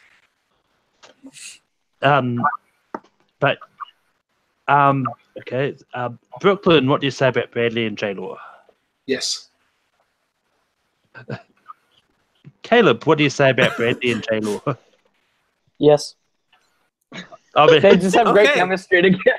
They just have great chemistry together, and I think Jennifer Lawrence is very funny. She's got this awkward charm, and Bradley is just a beast when it comes to drama or comedy. And I think he's got the charm and the charisma to carry an entire show on his own, even without J-Law. J-Law just enhances it. So, yes. Yeah, I mean, I would have said yes as well. provided J-Lo doesn't phone it in like she has for half the X-Men movies, then yeah. But Every actor deserves to buy a car with the new money they get from a movie role. That's fine. yeah, I agree. But this is definitely a great pick. Yeah, Bradley and J-Lo make the list, and we're on a roll. So Killing it. He's killing it. It's back to me for my pick, and I'm going to bring up Meryl Streep. Meryl Streep.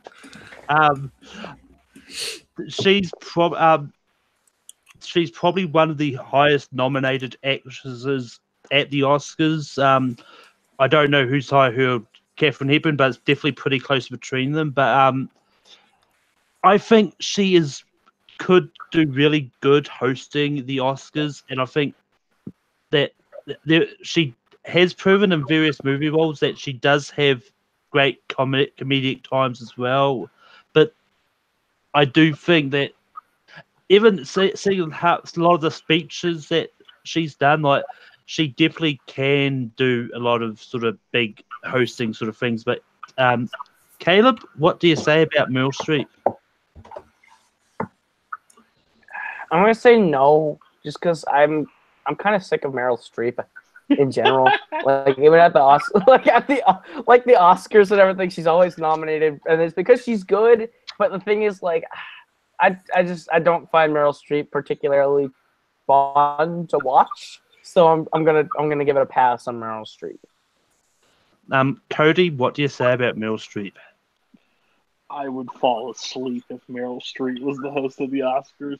She already sits in the front row. She doesn't need to take the stage. She's been nominated for works that she didn't deserve. Manning was so pissed off that he just left the call. There's no way I could sit through an entire 3-hour show with her trying to talk about God knows what. Trump, I guess. No. Dan, what do you say about Meryl Streep? I'll be honest, if you look at her career, especially the last decade, she's done some things where if she implemented some of the things she's done, like singing and dancing and playing the guitar on a Oscar hosting gig, it may help her do a better job. But I think she just would want to put too much of her personal opinions in there about political things and stuff like that. And I think the Golden Globes is a little bit better show for that because it's not on the scale of the Academy Awards. And so I would actually have to say no. I love Meryl Streep. She's my number one favorite actress. I love her to death. She's given me so many great movies over the last 30 or 40 years that I've watched. I just love her as an actress. But I just don't think she would be the right person for that job. Brooklyn, what would you have said about Meryl Streep? Yes, because as soon as you said Meryl Streep, I already envisioned like her opening monologue where it'd be like, "Oh yeah, and that little snob Meryl Streep got nominated again," and then like the cam would go to her seat, and then she would be like running back to her seat, being like, "Oh yes, ha ha ha, laugh laugh laugh laugh laugh." I think she'd be great. I don't understand why Cody thinks that she'd be boring, but to each their own. So I'm gonna say yes. Manning, what would you have said about speeches? What would you have said about Meryl Streep? I'm back, right? You can see me, right? Yeah, I can see you. Okay, making sure. Yeah, no for me. Yeah. And fun fact, I actually looked this up the other day. There's only been 4 times in which the Oscar host has also been nominated in that same year. So. For Black Panther won the SAG, guys. Black Panther won the SAG. Called it. It's gonna win Best Picture. It's gonna win Best Picture. It's because they got a giant cast. SAG likes to give it to a giant cast. Black Panther has a huge cast. Yeah, it's gonna be like we had American Hustle and we had Gravity and we had 12 Years a Slave that entire year. It's gonna be that year again. That's what it looks like. Black Panther is also a giant cat. They SAG likes giant cats as well. So likes cats. But anyway, good one, Malcolm. But Caleb, who are you going to bring up next? Woo! Okay. Back again. Yeah, you know what? I'm gonna make my next pick kind of a biased one. My favorite movie is La La Land, guys. Favorite movie ever is La La Land. And the two people who were nominated for their performances that year have such great chemistry, have worked well together on screen before, and that have translated that chemistry into their real lives. Ryan Gosling and Emma Stone are such charming, fun individuals. They have shown that they can play off each other well. It would look like two best friends having a blast at the Oscars and like two kids in a candy store. And it would be such a great time to watch the Oscars. I'm going to put Ryan Gosling and Emma Stone on the table. My La La Land post behind me says yes, and I say yes as well. Brooklyn, what do you say about Ryan and Emma? Caleb, I'm so sorry. The answer we were actually looking for is Ryan Gosling and Rachel McAdams. Sorry, you're not able to get the point there. I had Ryan Gosling on here. Emma Stone though. Rachel McAdams I think would be much better. So yeah, I'm gonna say that. Manning, what do you say to Ryan and Emma?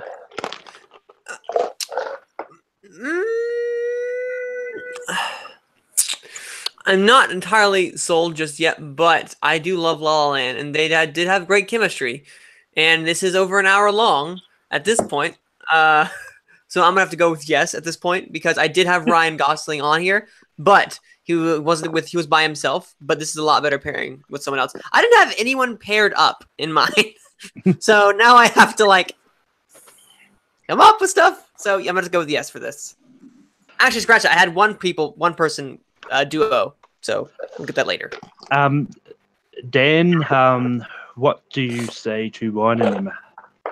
Well, this is La La Land's the third time that they acted together. They've acted in 3 movies together, and they were all fantastic in all 3. And you could see the chemistry that they have together.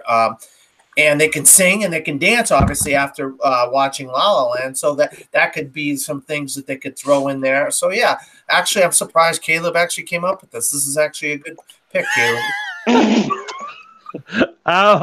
Your surprise kind of came up. You too, I mean, thanks. I'm pretty sure every second word he talks about is La La Land, but I don't know. I don't talk to him that much about anything, so I wouldn't know that his favorite movie was La La Land. Cody, what would you have said?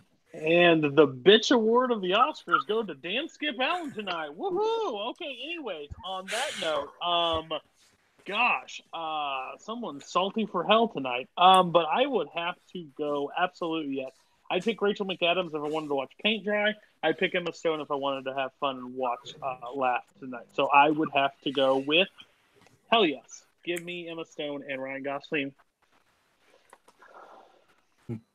Anyway, Dan, it's back to you. Who's the next people you're going to bring up?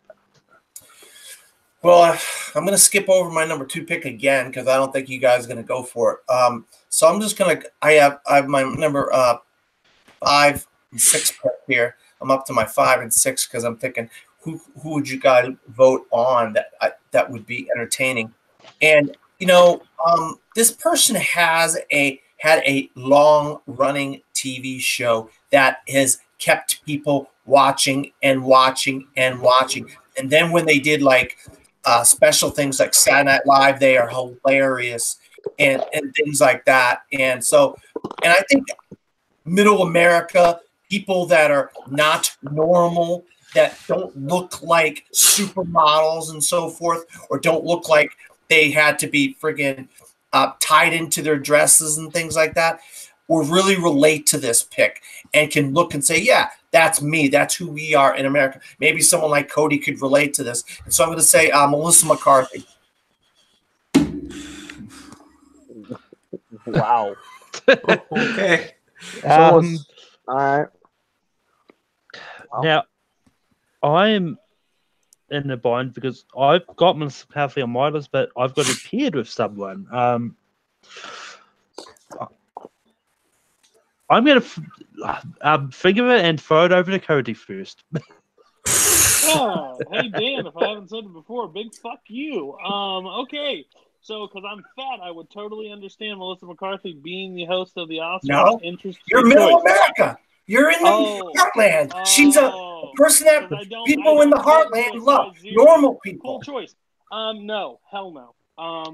Pratfalls would get real old after a while. I think she would I don't find her funny anymore. That joke is gone. I don't think she has it anymore. I think she's if she goes to serious acting, I would be totally okay with that. She has acting chops in there, but her funny comedy would fall flat. And us fat people would laugh really hard at Melissa McCarthy making fat jokes, but after a while that'd get old. So I'd have to skip along and say hell no.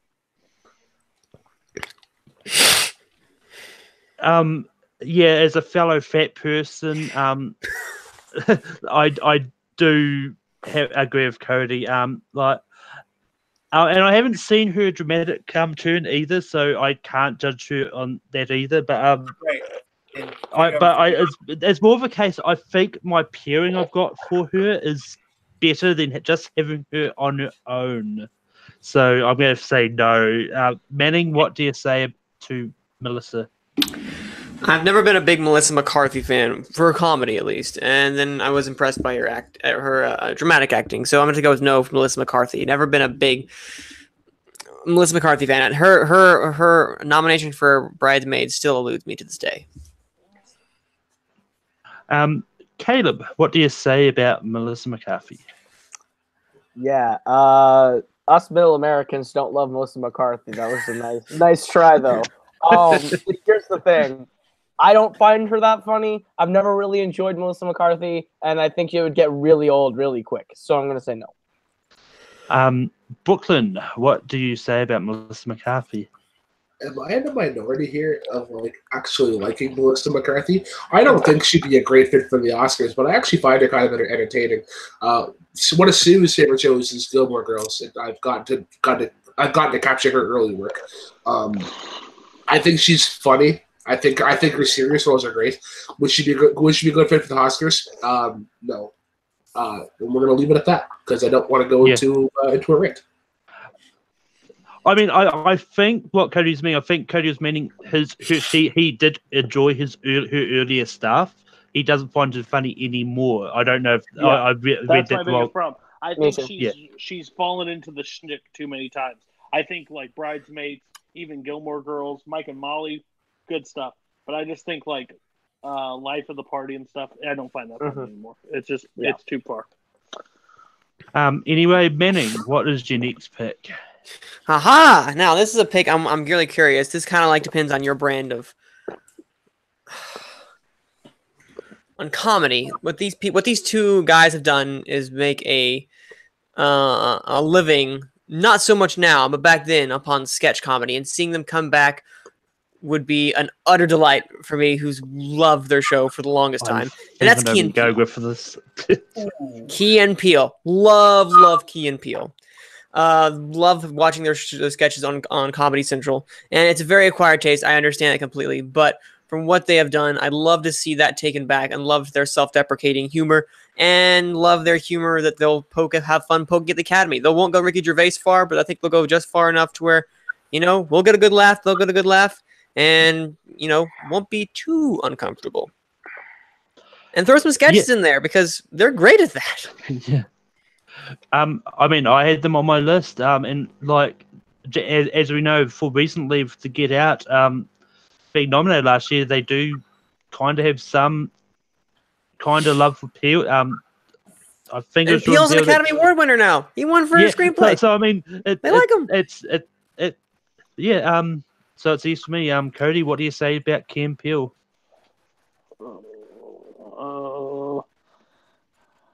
I don't find them funny. Acquired taste. I know. There are certain moments that I find really funny, like you done messed up, hey Rod. Kind of like, Dan, you've done messed up being on this panel. My biggest thing is I think it would get old. I think it would get old for 3 hours. That's my biggest problem.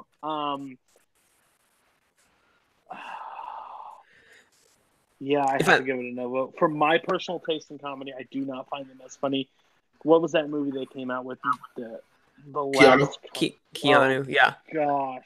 Oh, God. I wanted Well, to it run was my head through the fine. wall. It was I get it. fine.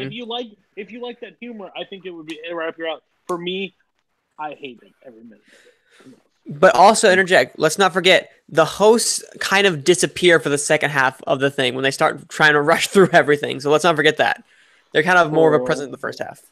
So, I think it's going to get on from the panel. I'm just going to give it a no because of my. Yeah. that's totally okay.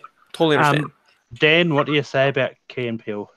Actually, I think it's a great pairing. Very good, inspired choice, man.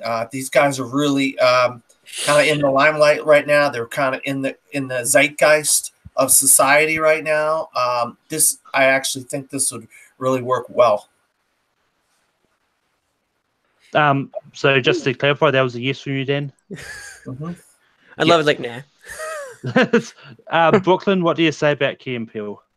Yeah, I was a fan of Key and Peele. I revisited some of their sketches. I think they would probably be best towards the end. I could see. I envisioned Key being being sort of like the producer type. Be like, all right, come on, guys, we're gonna get the show. Like he'd be like sort of like bringing on the presenters to like to do their shtick. So yeah, I would say this. Woo. And with that, Key and Peele do make it on. Caleb, what would you have said? Absolutely, yeah. I think they're hilarious. I find them great in everything they do. I wasn't sold on Toy Story 4, and then the teaser that they were in made me a little more excited for Toy Story 4. So, yeah, I think Key and Peele are great. Brooklyn, it's back to you. What do you say? All right, so we are going to go with we're going to continue the trend of the theme of pairings and couples, and we're going to really hammer home on the couples. We're going to go John Krasinski and Emily Blunt. These two are married in real life, and I think Cody can attest to this as well. I think the funniest person that I'm with is literally my wife, and I think they're literally their chemistry and their presence. I think would do great. I think also I think they would also be able to poke fun at like the lack of Oscar buzz that Quiet Place has been getting, and you know I think they would do well, especially like the humor. I think the humor that they would have whenever they apply would speak to the demographic that the Oscars are really looking for. All right, it was just 18 30-year-olds, and a lot of 18 and 30-year-olds are like couples or getting married. So yeah. Caleb, what do you say about John Krasinski and Emily Blunt? Absolutely, hell yes. Brooklyn's completely nailed it on the head. I think they would be fantastic together. And yeah, and the jokes about A Quiet Place would be great, and it would be great to see them together, especially because of the Quiet Place love and everything. So yeah. Cody, what do you say about John and Emily Blunt? Absolutely, I think this is the perfect pairing. I think John Krasinski is one of the funniest human beings alive, and being with Emily Blunt that has so much class. I honestly, in my opinion, I think she is probably top 5 actresses working today. I love pretty much anything she does. She is amazing. So I think this would be a perfect pairing, straight man versus the comedic goofball, and the wife and husband jokes could go like all night long about different things. Like, did you look at that girl wrong? You know, it could just go on and on. Like, it would just be fantastic. And the American British humor is always great when they're from two different places. I think that's great. Great fun. So, yep, absolutely. Would this technically? I mean, like, if this were to actually happen, would this be John's first like appearance at the Academy Awards? Because yes. I can also see, I can also see it being like Emily sort of like holding John by the hand. Like, all right, now we come up here and like we do our opening monologue and stuff. And I think it would be kind of fun. Dan, what do you say about John and Emily Blunt? I'll tell you what. You know, I wouldn't have thought about it. I mean, I know they're married and all. I wouldn't have thought about them as a host of the Oscars or the Academy Awards. But, you know, listening to some of you guys talk about it, you know, maybe you can get some of the husband and wife banter going on and stuff like that. I just don't know if I want to see a husband and wife duo like that host the Oscars. And I don't know, you know, yeah, they were in A Quiet Place together, but she didn't say anything and he didn't say much, and there wasn't a lot of interaction between the two of them in the movie. So I don't know if they would make a good pairing. Obviously, they're a husband and wife. They obviously get along and so forth. But I just can't. I can't picture them as hosts of the Academy Awards. So I'm going to say no. Manning, what do you say about John and Emily Blunt? Listen, when this was not on my radar whatsoever, pick-wise. But the more I kept hearing about it, the more I utterly fell in love with this pick. It may not age well, depending on how things go with them in the future. Because Hollywood, I don't know. After that Chris Pratt and Ferris split, my heart. I'm not sure I can take this. But with what we have right now, what we have seen them, they're adorable. They are adorable together. And yeah, I'm just the Britishness, the American, the banter going along. I'm all on board. It's a yes. And with that, John Krasinski, Emily Blunt, make the list. I would have said yes as well, because I'm going to risk the wrath of John Roker, but this pick definitely has gravitas. But yeah, and I mean, both of them, like, even Emily Blunt can make jokes about how she was loved by the SAG in 2 categories, but for nothing in the Oscars. I mean, there's so many jokes potential you can make with both of them. So yeah, that definitely would have been on there anyway. I don't know how we got here, but there is actually 3 spots remaining. And to try and flip them, it's back to Cody. Well, can I go 4 for 4? Probably not. Dang it.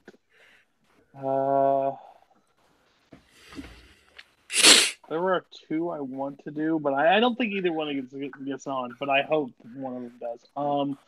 I'm actually going to go. This is a class rep. This is not straight comedy. This is another 2 acting pairs that I think would actually be kind of cool to see on stage, kind of like old and new.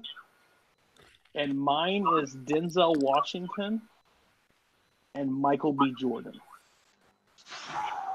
I think the pairing of those 2 with the class that Denzel has, Denzel is is my favorite actor of all time. But his comedic moments are actually amazing. And Michael B. Jordan has comedic chops as well. Pairing those 2, but also being straight and kind of like, let me teach you about the Oscars, young buck, because you're here. Welcome to the big show. Like, those are things that could keep going throughout the night. Denzel has enough clout in that room that he could, like, go into the crowd and, like, interview people and have those funny moments with somebody. I think over and over, like, I think he could talk about his past snubs, like somebody winning. He could do the Michael, but still, it still would beat Malcolm X, right? Like, those are moments that you could have, and Michael B. Jordan could be able to have that young moment, and it's kind of passing of the guard a little bit. I think it'd just be a brilliant choice. I think they have so much class, and I think it'd be perfect. I really do. I mean, if Jake Marangoni was watching here, he'll be yelling out, "Give me man Denzel!" All through that pick. But Dan, what do you say about Denzel and Michael B. Jordan? I honestly cannot see them 2 together at all, so I'm going to say no. Manning, what do you say about Denzel and Michael Jordan? Michael Jordan? Michael Jordan? Forgetting Michael Jordan in here. Now? You want me to do basketball? No, Denzel Washington is an absolute yes. Michael B. Jordan, that's a yeah. I've never been a Michael B. Jordan fan, so I can't in good faith say yes. So I have to say no for that. Brooklyn, what do you say about Denzel and Michael B? No disrespect to Cody, and I'm sure this appeases to a bunch of people. It's not my cup of tea. I'm not I'm not sure how the father-son. I mean, like they're not actually father-son, but like I'm not sure how that relation. Because they're black, they have to be father and son. Wow. Really? There we go. Really? There we go. We're gonna pull the. Brought it up. You brought. How would that? Oh boy! I didn't say that. If I am hosting something with somebody who is probably at least 25 years older than me, then there is obviously going to be that sort of like father-son, mentor-coach sort of connection. I'm sorry that I tried to be respectful about it. It just doesn't. It's not a cup of tea. Fair enough. Fair enough. Caleb, what do you say about Denzel and Michael B. Jordan? Oh fuck yeah! When I think about it, you got Spunky, Michael B. Jordan, who is the bright-eyed, bushy-tailed young up-and-comer who's like, yeah, I'm at the Oscars, let's do this. And Denzel's like the relaxed, sort of older, like, hey youngster, let me show you the ropes. And you can have that. Denzel is just the straight-based comedy, and Michael B. Jordan is the spunky, all up and jumping up and down, excited sort of comedy. I can totally see it, and I want that all day. Denzel and MBJ all the way. Yeah. Yeah, I'm gonna go no, because while it's an interesting pairing, I don't know how well it's going to work together. I mean, like if we have seen them in a movie together, playing off some sort of dynamic, then maybe, but no. So sadly, Denzel and Michael B. Jordan don't make the list, but it's back to me, and I'm going to steal Michael B. Jordan and pair him with Michael Jordan. Just kidding. But I better bring up one that has been largely rumored. It's from a massive franchise which has been 10 years in the running. I'm going to bring up the Avengers. This is one that a lot of people have been clamoring for on the internet. This is one that could be big. There's like it's already a big year for superhero movies as it is with being nominated and stuff. It doesn't even have to be this year, but I think if you get the Avengers as a group, it could do big things, and it'll prove that superhero movies are there, and we really don't need the popular form. Because like if we get them as to host, then it shows that the superheroes a really good thing. But I don't know where I'm going, so I'm just rambling. But so Cody, what do you say to the Avengers? No, absolutely not. I mean, I get the thing, but like, this is my biggest problem with like Black Panther being nominated this year for the Academy Awards. In no way, shape, or form does it deserve the Oscar nomination at all. Like, it's an okay origin story. At the end of the day, it's The Lion King. And I don't believe that it needs to have the entire Avengers cast up there doing the Oscars. The Avengers was never made for the Oscars. I'm sorry. It just wasn't. It's not what their type of film is. The Oscars is some of those times where movies that barely get seen by the public get that viewpoint because of its brilliance and it's like the classic films or the great films that think. So I just feel like there'd be too many jokes. I think like a few of the Avengers, I feel like Robert Downey Jr. and Chris Hemsworth, maybe Chris Hemsworth and Tom Hiddleston, but I don't want to see ScarJo up there with Vision. Like, no thanks. I'm bored. I would give absolutely not.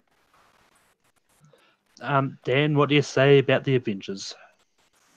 I think like Robert Downey Jr. has enough clout and enough talent where he could do some funny stuff. And like Cody said, if you paired him with somebody else, maybe Thor or Chris Evans or somebody like that, and a couple of them are pretty have some comedy chops, but there's a lot of them that I just wouldn't want to see a bunch of stiff people up like Paul Bettany or Scarlett Johansson. I mean, I'm going to have to say no as well. Manning, what do you say about the Avengers? See, I would love to see Robert Downey Jr. do it by himself, but I'm not sure all of them together at once is something that I would like to see because not all of them have the same charisma. While I voted for the Muppets because I think they all have charisma. Whether they are relevant today as Cody was saying, that's another debate in and of itself. But I personally see them as having a bunch of fun charisma. All the Avengers, not necessarily. So it's got to be a no for me. They don't all have that RDJ charisma that just oozes everywhere. Can we stop talking about oozes? Ooh. No. I mean, he could arrive on stage. Brooklyn, that is enough. Go to your room. Brooklyn, You're just grounded. This is Well, I not need the Brooklyn after to show. We speak can't talk now. about Brooklyn, what do you say about the Avengers? I'm going to say yes, and I'm going to do something that Cody doesn't like. I'm going to reveal my hand here a little bit. I think that the Avengers pick is better than Steven, Ricky, and Jim Carrey, who are currently on the dock, but I don't think they're as good as Lynn and The Rock. So I think they're a yes for a solid 9 to 12 pick. And Caleb, what do you say about the Avengers? Look, I'd like to see a couple of them come out and maybe present an award. Tom Hiddleston and Chris Hemsworth, Tom Holland and Benedict Cumberbatch are hilarious together on those press tours. Robert Downey Jr. is the only one that I think could host the whole thing on his own. Him and Chris Hemsworth are the only two that I think have the chops to maybe pull off a hosting gig, but not all of them. Paul Bettany, Elizabeth Olsen, Brie Larson even. I don't think any of them have all the chops to be hosts for an entire night, and having 40+ people on stage hosting is going to get old real quick. So that's a no. And either way, back, Caleb, it's your turn to bring up another pick. Yay. You know what? I'm going to reach back again and take someone who's already hosted and put him with someone new. Billy Crystal was great. But someone who has never been nominated for an Oscar, has the charm, has the charisma, has the goodwill with all of Hollywood, and has worked with Billy Crystal is John Goodman. And if you take Billy Crystal and John Goodman and you put them on stage, that could be a great comedic, it could be a great fun time. John Goodman, Billy Crystal, hilarious guys, have worked together with Monsters, Inc. and Monsters University and are clearly friends, the great camaraderie between the two. And I would love to see those two just make the Oscars a jovial old time with two old uncles that you love. So, yeah. I'm gonna get mine out of the way. I like John Goodman. Don't like Billy Crystal, so it's no. Oh. Cody, what do you say? Oh, I am disgusted by your word choice right there. You don't like Billy Crystal. If Carol Burnett is like one of the queens of comedies, Billy Crystal. I don't like his comedy. Is what I was meaning. It's okay. It's okay to be wrong. Most people are. Absolutely. This pairing is so good.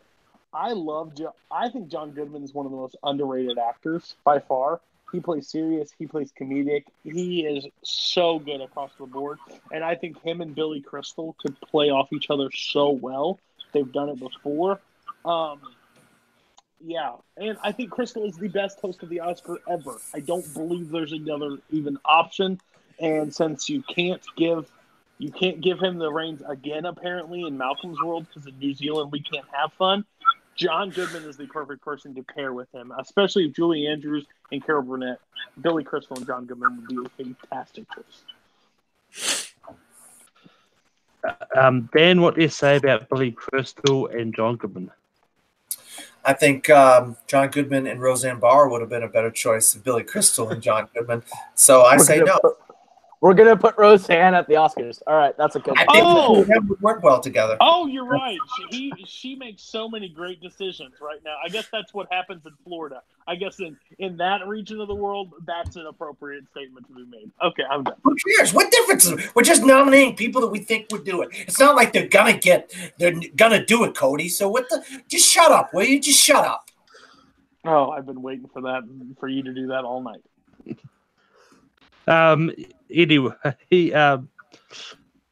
so there was a no to John and Billy Crystal then, Dan? Yeah, no. Yeah. Manning, what do you say about John and Billy Crystal? Yes for me. I do love both of them since, Monsters, Inc., so they have to be yes for me. And Brooklyn, what do you say about John and Billy Crystal? I'm not going to lie. I'm kind of surprised John Goodman on his own, didn't get pitched earlier. He was considered on my list, but I don't know, he sort of didn't bottom. But yeah, Caleb, good job. You made a peanut butter and banana sandwich. This is a great pairing. You didn't throw in the persimmons, so yeah, I'm gonna say yes. And with that, John Goodman and Billy Crystal make the list, and it's back to Dan for his next pick.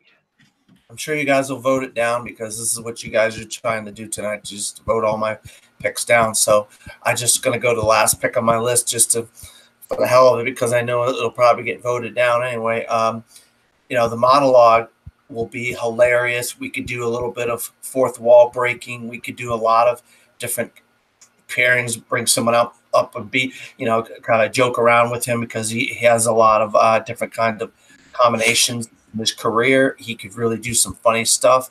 And I'm going to pick Ryan Reynolds specifically to do Deadpool at the beginning in the monologue, and then go back to Ryan Reynolds the rest of the show and do some other different things.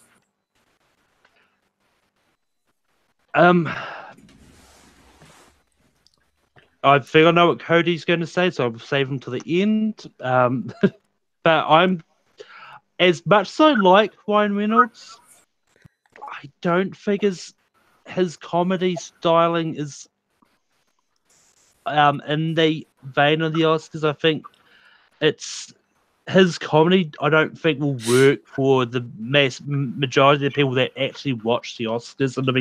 And I think Deadpool will fall flat for a lot of people anyway. I mean, I like Deadpool, but is also a lot of people that I know that don't like Deadpool. So, Caleb, what do you say about Ryan Reynolds? I think Ryan Reynolds never turns Deadpool off, and I think he's charming and I like him. I'm gonna vote yes, even though I know in a million years it would never happen. I like Ryan Reynolds. Brooklyn, what do you say about Ryan Reynolds? Where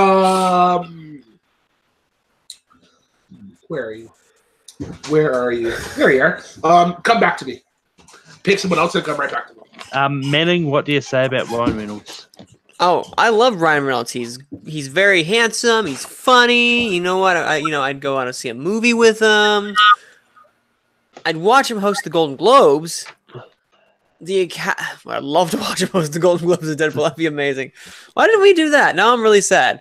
But doing the Academy Awards is something that I'm not sure how they would jive. That is the big thing. I'm trying to see how they would jive, and it could be the shot of adrenaline the Academy needs, but it could also backfire immensely, and they could tame him, Ryan Reynolds. So it kind of really depends in my eyes. I'd like to see him start off with the Golden Globes, and if that works successfully, I'd like to see him move on to the Academy Awards. So I'm going to vote no for now. But Ryan Reynolds is definitely someone that I'm interested in for future.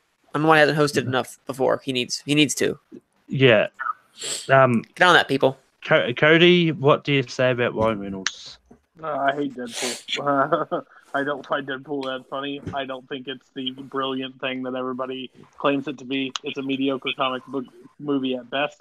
And for him to be the host of the Oscars would be stupid. Let's bring him up on stage to make dick jokes and ass jokes and ha ha ha, so much fun. It's not what the Oscars are made for, and I don't believe that he should even get close to it.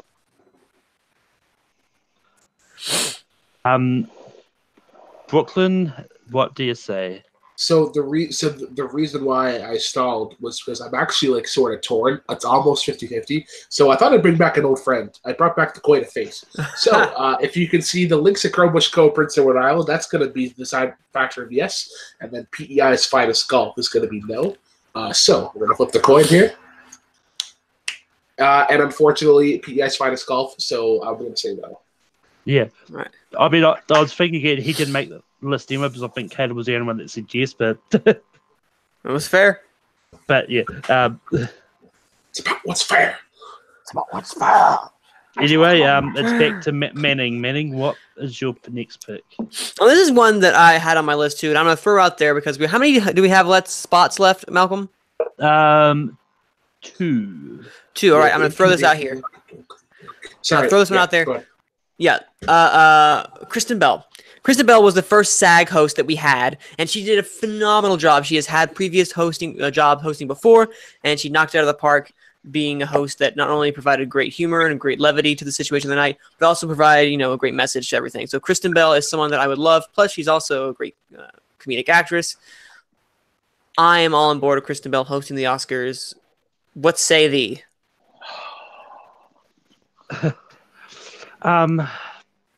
Cody, what do you say about Kristen Bell? Oh, if you would have put Kristen and Dax Shepard together, I think it would have been the beautiful choice.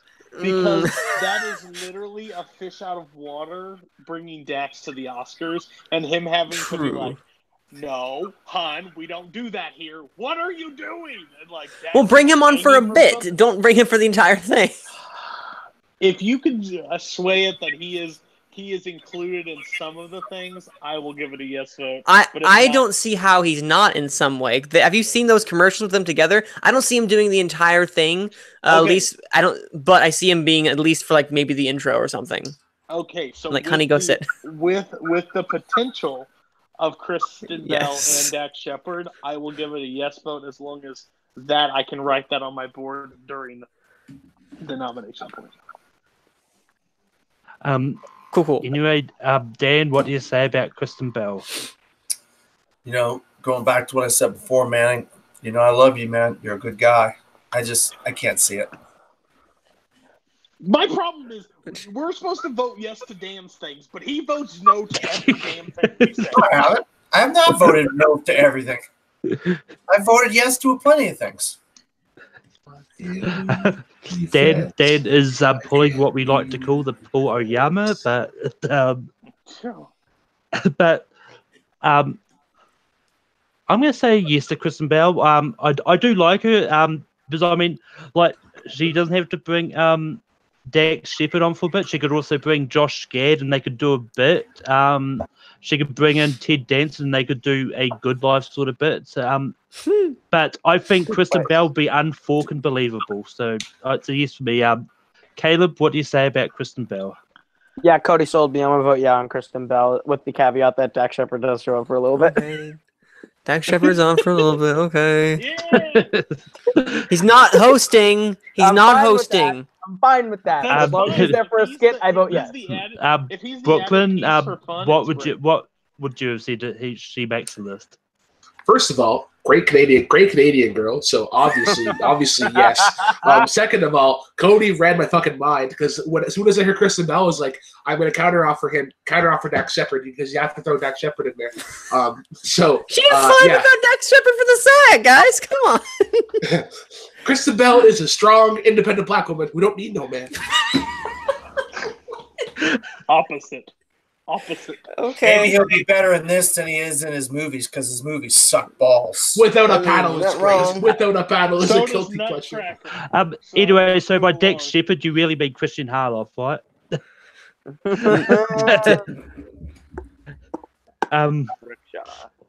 Anyway, Brooklyn, it's back to you for a pick. So is this so we have Inky, Dinky, Doink, Doinkly, and Smurf. I don't think Inky's going to make it. I definitely don't think Dinky's going to make it. Doinky definitely won't make it because of his laugh. So we're down to Doink. We're down to Doink, Get, and Smurf. Okay, we're gonna try Doink, Guest. We're gonna try Bill Hader. I think Bill Hader, like, if you've ever watched The Roast of James Franco, the mayor of Hollywood, I think would be great. He has a great, I forget where it was, but he was almost like a sideline ESPN reporter, where he, like, his stick was like really dry. And I think the characters that he would bring on to the Academy would be great. And he doesn't need to have guests because he could literally just create the characters. So I'm going to say Bill Hader. Bill Hader's on the table. Cody, what do you say? Well, everybody knows I play ranking shows strategically. I need a perfect one to close it out. So, yes, I will give it a vote. Dan, what do you say about Dax Shepard? Dax Shepard. No one, Dax Shepard. Bill Hader. I'm gonna say what? no one Dax Shepard. Actually, you know, I didn't expect someone to bring up Bill Hader, and I love him on Saturday Night Live. I've never watched Barry. I mean, I don't have Showtime or HBO right now, or whatever channel it's on. I think it's on Showtime. I think it's on Showtime. I like some of like the Skeleton Twins with him and Kristen Wiig. They have good chemistry together. I just think he would lose his luster as it went on. I think he would kind of start getting annoying, and his comedy does get a little bit annoying after a while. He kind of starts rubbing you the wrong way, and so I think he'd probably do a really good funny monologue at the beginning, but then towards as the show goes on, I don't think he'd be that that entertaining. So I'm gonna go no. Manning, what do you say about Bill Hader? I did not think of Bill Hader actually until obviously his name was just said. I think also we're putting too much stock into these people being perfect. I don't remember the last time I have utterly loved a host 100% all the way through. I have the closest one that I loved. I guess Kimmel first year is someone that I almost loved completely, but every year the host is liked by someone differently, just a little bit more or a little bit less. And I see Bill Hader getting that nice bridge between, the more professional side and the more comedic side. I see him walking that fine line beautifully. So I'm going with a yes. Plus, it's late. So yes. You can't say it's late, man. It's almost midnight here. Are you serious? Well, I'm sorry. I work GMS. I get up at 3 in the morning. Brooklyn, Brooklyn, I don't know what you're talking about. It's almost 5 in the afternoon. So it's 5 o'clock somewhere. Anyway, Brooklyn, what do you say about? I don't know, Caleb. What do you say about Bill Hader? I was just gonna say I fucking nominate Bill Hader. I'll give it a yes. I kind of agree with Dan that it could probably rub some people the wrong way and get a little annoying. So, for me, it depends on what characters come up. But Manning made a good point that every host it's not going to be perfect. So I'm going to vote yes to Bill Hader because I think what works for him is going to work well, even if there is some stuff that doesn't quite work for me. I'll put him on. And with that, Bill Hader does make the list. I would have said no because I think there is a better person who used to be on Saturday Night Live, which would do well and has hosted something before, but with that, my vote doesn't matter. So Bill Hader makes the list and finally rounds out our top 12. Cody, do you have any honorable mentions? I think Brooklyn Vale and Caleb Coho would be a really good host. I believe Manning Franks would be a really good host. No, I wouldn't. Be quiet. I believe anybody from Take 3 would be a good host. Minus Abe, because I think he'd start talking about sex halfway through. Halfway through, that'd be his opening monologue. Yeah, no, that'd be his opening monologue, yeah, Cody. No, I really didn't have anybody. Mostly everybody that I put on my list pretty much made the list, so I'm pretty happy with my decisions today. Dan, did you have any honorable mentions? Yeah, I skipped over Tiffany Haddish. If I would have had another pick, I would have nominated Tiffany Haddish. I think she hosted something not that long ago, maybe 2 or 3 months ago. I can't remember what it was, and she was really funny. And I liked her on SNL, so I think Tiffany Haddish would have been a pretty good host, especially if she did it in a white dress, like, the white dress, got that gag about the white dress type of thing. And I had Will Ferrell and John C. Reilly, which I skipped over about 3 different times. They were great in Step Brothers and Talladega Nights, but I hated Holmes and Watson, so that's why I kind of skipped over those guys. They have a bad sheen right now. I don't know what you're talking about. Will Ferrell and John C. Reilly were great in Holmes and Watson. I don't know what you're talking about. They were perfectly cast. And I mean, as much as I like them, I don't think their chemistry would have worked anyway. I don't know if Manning is there, but Caleb, what did you have any honorable mentions? The only honorable mention that I had that I'd like to bring up is I would have redone the Hugh Jackman, Neil Patrick Harris, and thrown Lin-Manuel Miranda and made it that trio, because that would have been a damn good trio. But I thought about it too late. So yeah, stand by my picks. I would have to say I'm surprised you didn't bring up the cast of Hamilton in any stage, Caleb. But The cast of Hamilton would just be Hamilton. I wouldn't want that. But Leslie Odom Jr., hell yeah. Brooklyn, did you have any honorable mentions? So, for those of you at home wondering who Inky Dinky Doink and Doinkly were, they were Paul Giamatti, Will Arnett, Seth Rogen, and Charlie Cox. I knew Will Arnett and Seth Rogen had no chance in hell of making it on. Paul Giamatti was like my next priority pick, because I was literally like, who's the closest person to Cody Newberry to ptosis? And I'm like, Paul Giamatti is probably the next person. And Charlie Cox, I think would do well. I think he would bring some class to it. So. I love Pauly G. Manning, did you have any honorable mentions? I would have had I had Henry Fonda do the Oscars. I actually had Emma Thompson. I had. I don't hate the pick. I just. He has Virgil MasterCard and the MasterCard fortune. I was about to say I have Jimmy Stewart brought back to life, as I mentioned prior. So I actually had Tom Hiddleston because I was like, why not? But RDJ, I had a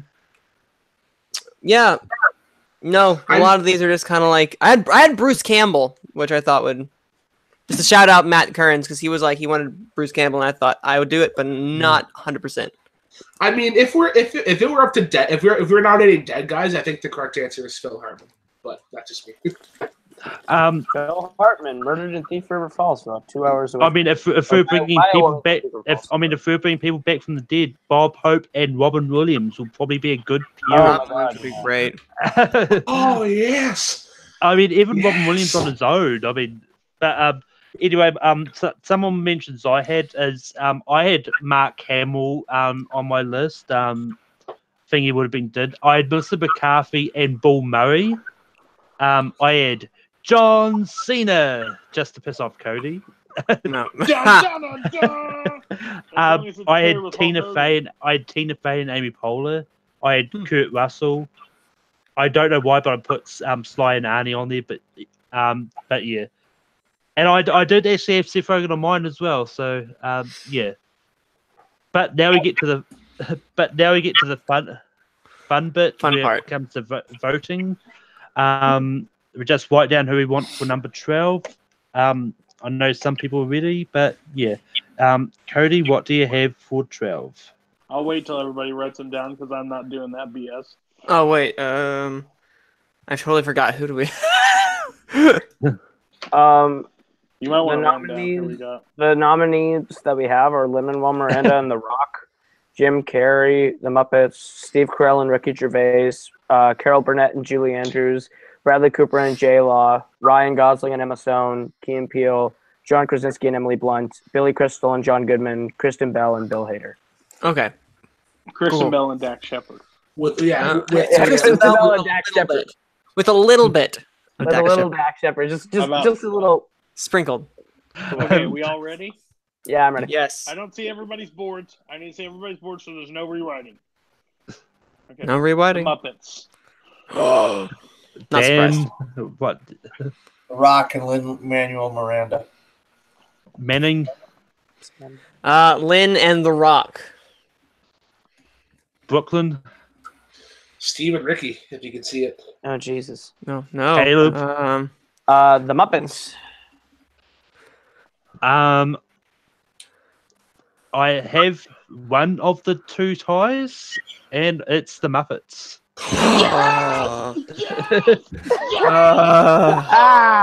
My heart.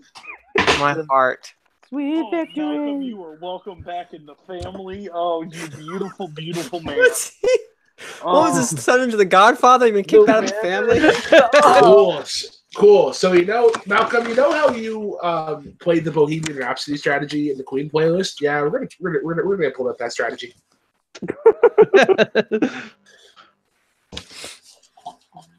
I'm thinking. Hold on. Oh my god. Cody's thinking. Mark it on the calendar. January 27th.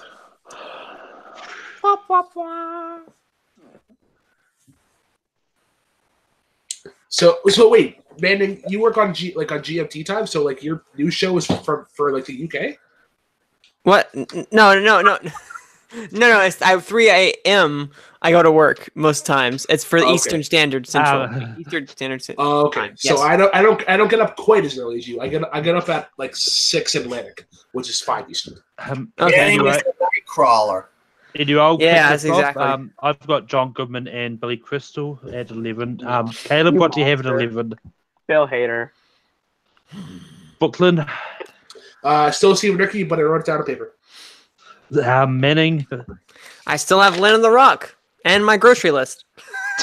Oh man. Dan, what do you have? Same thing.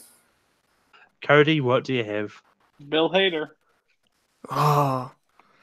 So you two have to decide between Bill Hader and The Rock, and Me and who? you and Malcolm. Oh, Yep. that's really easy. If that fails, then it has to go to the chat. You might as well have asked me what my favorite brand of Skittles is. Obviously, I know what you're voting. Lynn and Rock. And what is The correct answer is sour. By the way, sour Skittles are the best. Yeah, lemon rock. There you go. Yeah. No, Malcolm, don't you dare! You little bastard! To the chat! If anyone is still watching, Bill Hader or Lynn and the Rock. The chat hasn't really Okay, done a lot. for the purpose of the show not being 4 bajillion hours, I will take one for the team so that you monkeys will do the same thing later, and I'll take a Bill Hader to the groin.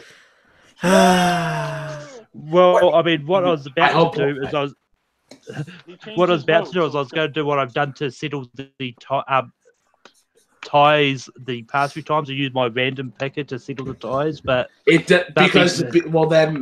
I'll take over the team. I hope you guys remember this. Monkeys. Probably not. Monkeys.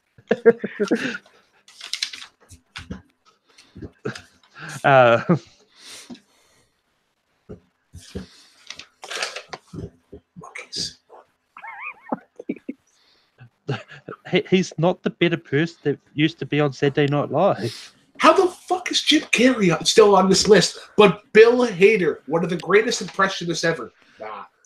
Because Jim Carrey is funny. Jim Carrey. He's also a good funny. impressionist. Wow. You guys were bitching about Mike Myers because we were riding off of nostalgia. You guys literally picked Jim Carrey because you're riding off nostalgia. He ain't wrong. Yeah, his nostalgia's better, that's all. His nostalgia's better. That's Cody, literally what do you I have to my for wife 10? when she complains? What do I have? What have you written down for number 10? Dan, Brooklyn, you done messed up. Ron Keelan people. Stop. Dan, what do you want for number 10? Rock and Lynn. Manning, what do you have for 10? I have flour, butter, and sandwich. Oh wait, I'm sorry. The Rock and Lynn. There you go. Brooklyn, what do you have for number 10? It's Stephen Ricky, but I underlined it this time. That's it. Caleb, what do you have for number 10? Me? Oh, Key and Peele. Stop, you guys. No. And I went back to John Goodman and Billy Crystal. So is it out to you and me, Malcolm? Malcolm again. So Malcolm, because I took one for the team, will you let me pick this time? No, that's not how this works. Cody, nobody asked you. Work. Your mother. Your mother. Well, we Was a might be on hamster. we might be on the same page now. But, Who is it? Lynn and the Rock and who? Cam Lynn- Hill. Oh, that's all. That's like asking me what my favorite kind of Pepsi is. And the correct answer is Pepsi Lime. What kind of savage are you? So you put Lynn in the what? Lynn in the rock? I put Lynn in the rock. Oh, okay, let's say what? Between the two of them, of who I'd much rather see, I'm intrigued by this pairing, but this is where the Lynn in the rock stops. All right. Yes. We had a good ride. We made it to the top 10, boys. How they're above Bill and Hader amazes me, you monkeys. Because they're a better choice in Bill Hader. Yeah, that's right, Brooklyn. Monkey. Hey, I mean, when I asked for suggestions of what people wanted to prove the show, they wanted more fighting, so they're getting it. Yay! Where's Bring out the swords. Rule? Why is the save rule gone? I like the save rule. What?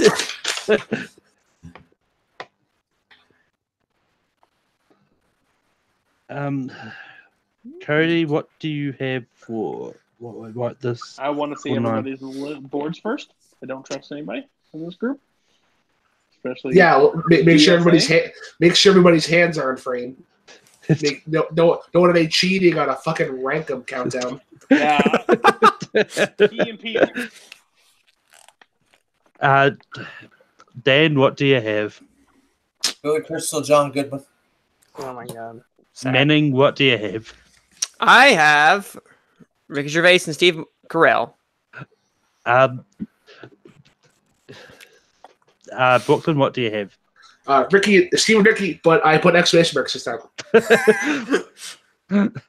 So far that's one for Ken Peel, one for Billy and John, and two for Steve and Ricky. Caleb, what do you have? Key and Peele. Yeah, this is awkward because I put Billy Crystal. Oh wow! A three-way Brooklyn tie? and Manning got a pick now. Wait, no, No, because it's a three-way tie. Because it's a It's a three-way tie. Oh, three-way big rig tie. out my random thing. Oh, perfect. Okay. Hey, Manning, we don't really know each other that well yet, but you're gonna learn real quick. I can't do math. That's for Okay. damn sure. I Just mean, watch that's what what explains watch, your watch my release fan the dates. match with Nico. I had to literally, Kane had to stop me and go, no, the score is this. Look at your board because I miscounted tallies. Okay. Note to self: can't- Caleb cannot count. And Yep, Brooklyn basically. doesn't see good movies, so that's what you need to know about the group. Brooklyn doesn't see movies in general. That's true. What, Sorry, so, Brooklyn, love you. so John Goodman, Billy Crystal, Ken Peel, and Steve Ricky. And... And the weather is I mean Moonlight. Sorry. If only it was that fast. That's what she said. Why didn't we do Fade Dunaway? And Key and Peel is going to be 9.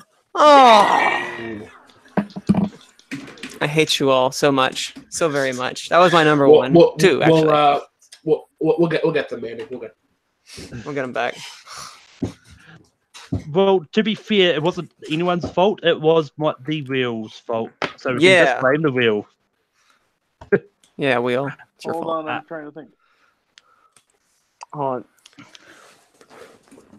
Right, so just to recap who we've got left, we've got Jim Carrey, we've got Stephen Ricky, Carol and Julie, Brady and J. Law, Ryan and Emma, John Krasinski and Emily Blunt, and John Goodman and Billy Crystal. I have no idea who to put. And Kristen Bell is still there too. With a little bit of Dax Shepard.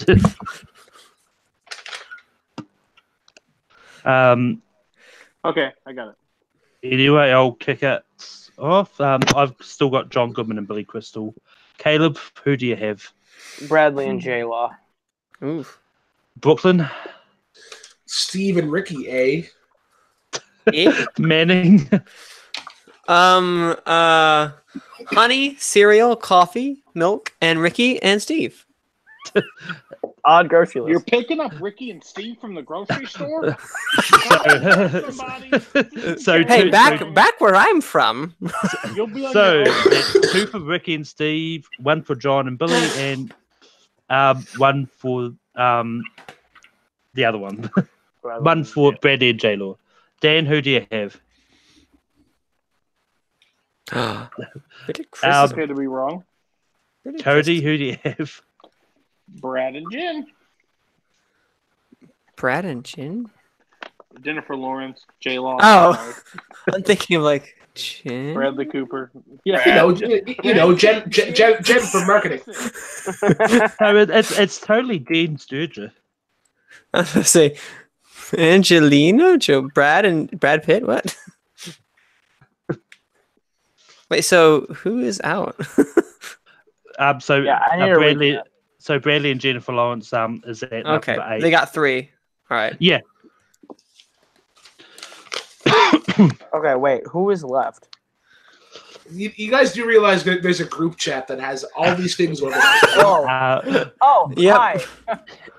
I don't have it. Sorry. Sorry, I'm done. Okay. Let me look.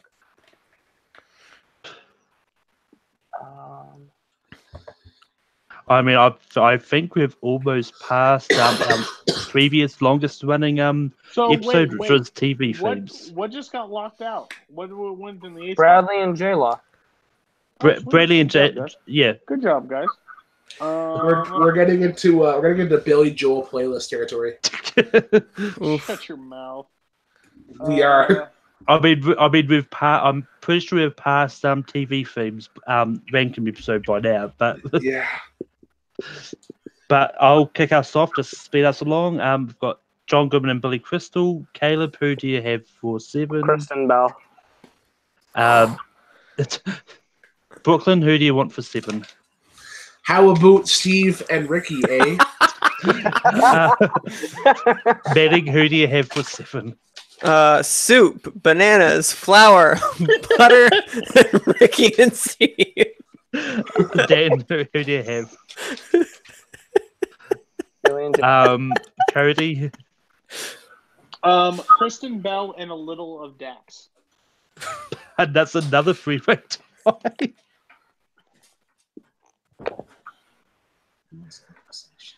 So apparently, Malcolm and Dan are in cahoots. Malcolm and Brooklyn are in cahoots. Manny and Wait, Brooklyn, and Caleb and me. So let's all do a trivia match after this. My money's on us.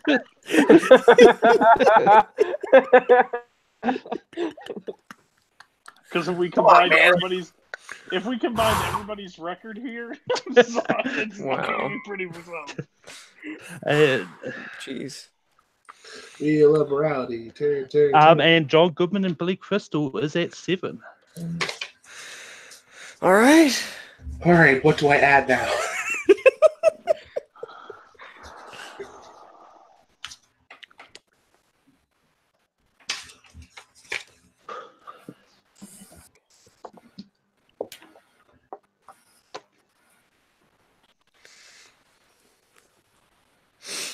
Billy Crystal was far too low on this list, and you all should be ashamed of yourselves.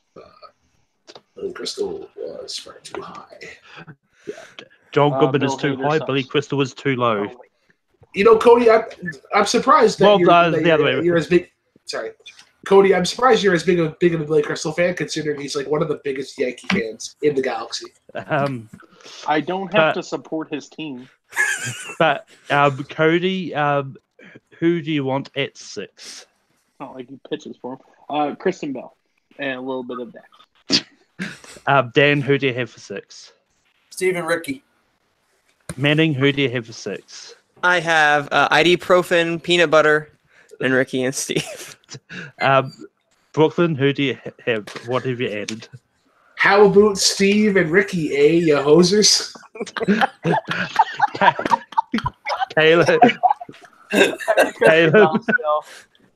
And at this point, Stephen Ricky's made it on, but I'm just pulling the final nail in the coffin. Hey, that's fine. That is good. Good height. I'm fine with that. Good job, all.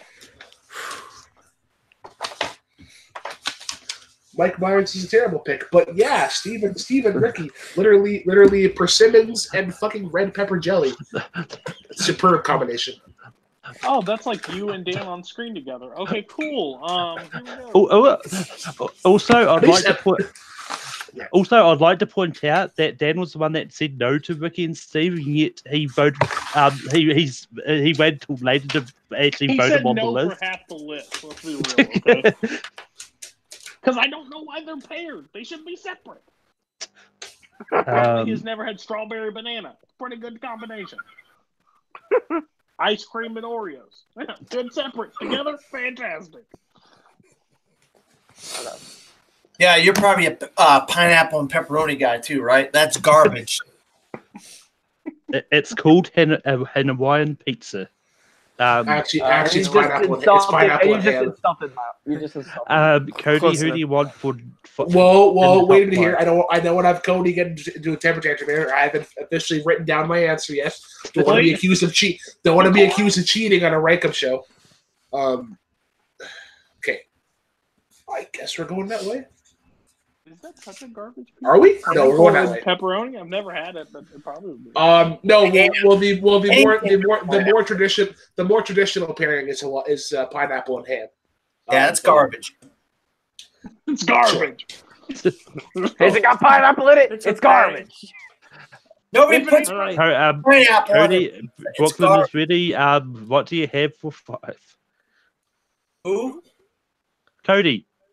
Oh, just like Dan's opinion on a movie, it's garbage. I'm putting Kristen Bell in a little bit of Dex.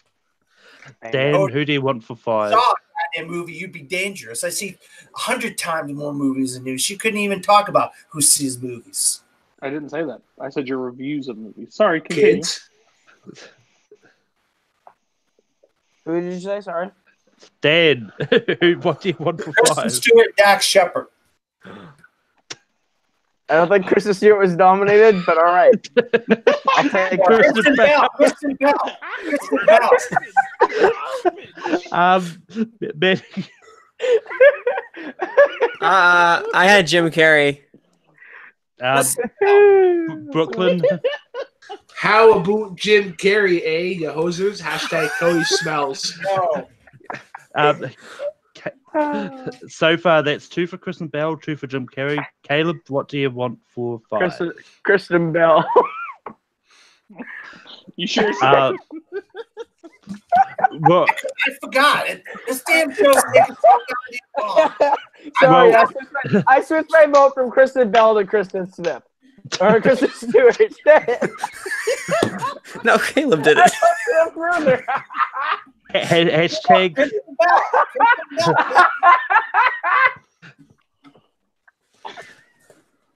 Hashtag Kristen Smith should host the Oscars. I'm with that. She's my pick from Take 3, if I'm being honest. But yeah. Jerk. Love Kristen. All right. So who got voted on? Kristen Bell. Okay. And a little bit of Dax. A little bit of Dax. Sorry, I was too busy laughing at Kristen Stewart. Okay, hold on. What if I have left to go for? Nominated those guys. That would have been gold. That would have been gold. Kristen Stewart, Robert Pattinson. What the fuck? Cody would have voted yes for that. They didn't even have chemistry in Twilight. I would have voted that down because that's a shit pairing. But I'll kick this off.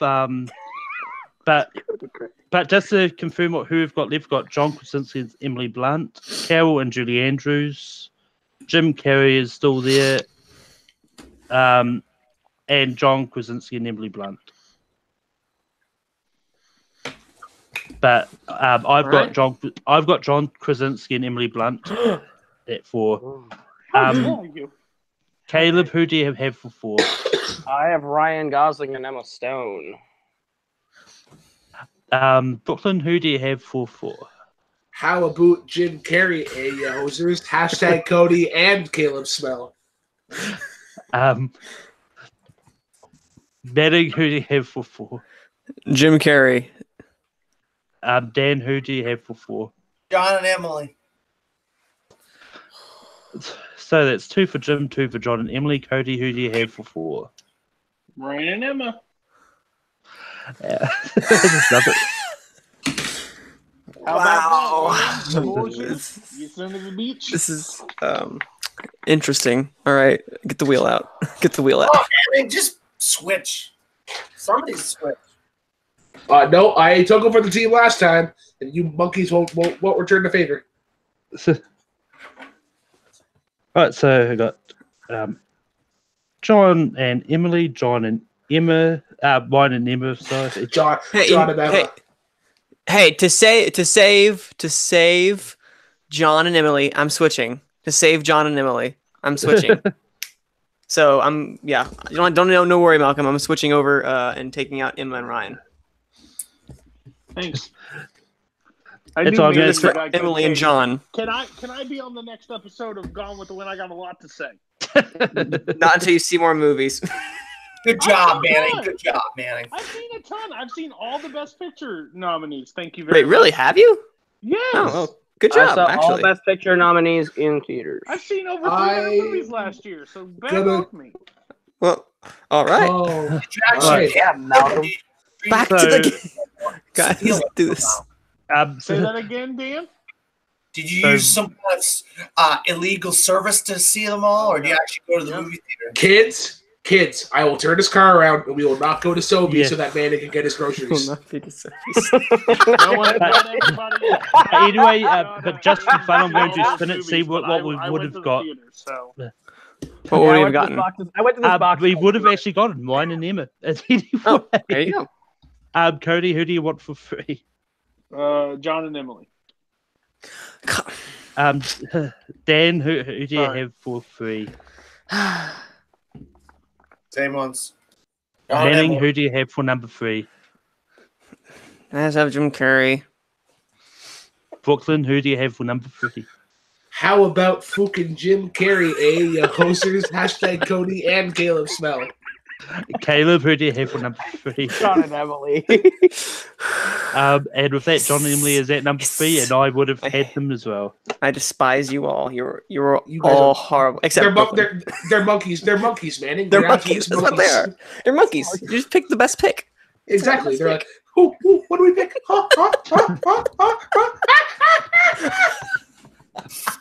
That's a really good Dan Skip Allen impression. But anyway, So what do we have left here? A pile of shit and a Canadian pile of shit? Whoa. Wow. Jim Carrey and Carol Burnett and Julie Andrews. Oh, sorry, Carol Burnett and Julie Andrews, and then somebody, and then nostalgia. So yeah. Anyway, we're voting on who we want to be number 1. Oh, But Vote for number 1, yeah. yeah, this is tough.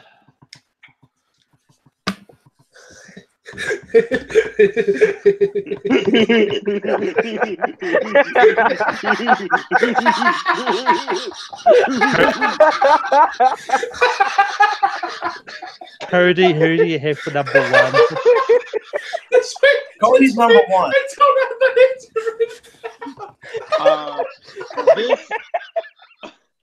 This Midwest fat boy that's seen enough movies and not good enough to get a free movie into all of them to do some bullshit reviews. Sorry, Caleb. This is when the agreement goes. It's Julie and Carol.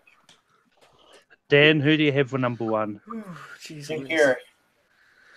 Manning, who do you have for number 1? Shock to no one. Carol Burnett, Julie Andrews. You son of a bitch, Cody. Brooklyn, who do you have for number 1? Because I'm too fucking tired to write it down. How about fucking Carol Burnett and Julie Andrews, you big fat hosers? Hashtag Caleb and Cody fucking smell. Caleb, what do you have? Jim Carrey, because Cody's Brutus. But, I mean, with that, Calvin and Julie Andrews is number 1 because Thank you. Piece of shit. and that is ends our probably our most entertaining list. Oh my god. I'm pissed at you, Cody, but at the same time, I don't really give a fuck. Good for you. Good job. Good play. So Well done. our final list of people who we think will be a good pick to host the Oscars. We've got at number 12, got the Muppets. Fuck At the number Muppets. 11, we've got Bull Hader. At 10, we've got Lin-Manuel Miranda and The Rock. At 9, we've got Key and Peele. At 8, we've got Bradley Cooper and Jennifer Lawrence. At 7, we've got John Goodman and Billy Crystal. At 6, we've got Steve Carell and Ricky Gervais. At 5, we've got Kristen Bell or Kristen Stewart or Kristen Smith with a little bit of Dax Shepard. At 4, we've got Ryan Gosling and Emma Stone. At 3, we've got John Krasinski and Emily Blunt. At 2, we've got Jim Carrey. And at 1, we've got Cal Bennett and Julie Andrews. We have come to the end of another episode of Rankum. Next, I'll have a new poll up, a whole bunch of options for next week. And because the Oscar nominations were announced last week, they're all going to be Oscar related in this one.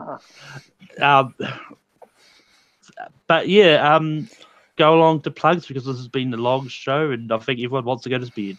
Cody, where can people find you? You can find me on Take 3 Productions. Watch Along is returning on the 31st with me, Malcolm, Matt, and Robert. You can find me on Thursdays, also known as Brooklyn's Wrong, for 2.5 hours. You can find me on Rankum, being the only correct person in the room while everybody else mostly sucks. You can find me on Multiplex Entertainment, where they let the back door open. I ran in. I host over there now. And me and Brooklyn are doing Nerdgasm. Round 1 will be coming out Saturday. We're crowning a champion hopefully by April. And you can find me backing Robert the Hobbit Parker, Tim Berkala, and another person to be named soon over in Multiplex. So get ready to watch the Fellowship dominate Multiplex. Dan, where can people find you online? Well, you can find me at Dan Scabell on Facebook, Twitter, Instagram, and Pinterest, or at From the Fourth Row at WordPress.com, where I write about movies, or the website that I work for called Cinesportstalk.com, CINESPORTTALK.com, where I write about sports and movies. And my secret #1 pick was Jim Carrey all along, but because somebody else picked it, I didn't have to, and it was higher than any of Cody's picks. I mean, it really wasn't a secret considered you wrote it on the board and voted for it to be #1. So we've got the Ghost of Manning Franks. Manning, where can people find you online? You can find me, I guess, hosting Gone with the Wind, because that's a thing I do. Every Wednesdays we release it, hopefully whenever I can get it edited. This is uncomfortable. I'm going to sit up now. Oh, okay. I got lazy and didn't want to get back up. You can find me hosting Gone with the Wind Wednesdays. Wait, what? Did you fall over from laughing? Partially. I think he's tired. He wants to go to sleep. No, I was laughing so hard. I was just like sinking in my chair. But you can find me hosting Gone with the Wind, as well as here on various Take 3 things across the interwebs, and also on Twitter at Cine_Man. That's CINE_MANN. And that's it. Brooklyn, where can people find you online? So 2 things. First, I got to correct my husband Cody because he just blurs shit out and doesn't actually check his facts. Because he says that January 31st is the premiere of Watch Along, which is incorrect because that's a Thursday, which is actually the premiere of Late Night with Take 3, the new year. It'll be a Super Bowl episode with John C. Roca, and Nerdgasm has actually already started. Round 1 started with Nico Sonvergoli and Ryan Ferguson in the hashtag Trivia for Thon. You can also find me on Instagram and Twitter at the real BK10, the number not the word, and you can find me on Multiplex, like I said, running Nerdgasm with Cody. Sure to check out episodes dropping every Saturday, as well as Take 3 Productions running not 1 but 2 shows. Later Take 3, like I already mentioned, and Jukebox Trivia, various music trivia debates and countdowns. Be sure to check out the our season 3 opener with Nico taking on Jay Burns, and on February 4th, where Beavis and Butthead, Dumb and Dumber, Caleb Coho and Cody Newberry take on each other in what is sure to be one of the highest scoring matches of. No, we're not going to finish that sentence. Gucci. You guys are idiots, even more for dabbing. Gucci. Brooklyn, I'm going to correct you because didn't you just say that the preview of Nerdgasm is Nico versus Jay Birds? I'm pretty sure it was versus Ryan Purvis. It was Ryan Yeah, Purvis. he said You said Nico versus Jay Birds. I do that. It's Caleb, who can we find you online? Well, you can find me on Multiplex Entertainment, where I host Fandom Fight on Fridays. That's pretty dope. We kicked that off with Nico versus myself and Afro Samurai versus Ranger Force. You can find those now. We'll be officially back on February 1st with a shit ton of exhibition free-for-alls that you're going to love. Other than that, you can find me personally on Twitter and Instagram at Caleb Coho. That is Caleb with a K, K-O-H-O. You can find me on YouTube, Caleb Coho, where I do music, Coho Productions, where I do film on both channels right now. My movie Chick Part Do It is out for you to watch for free, but it's not free. It's my album Super Teens with my group The Forks, which you can find on iTunes and Spotify and wherever you consume digital music. And you can find me going to a box called Movie Theater to watch my movies.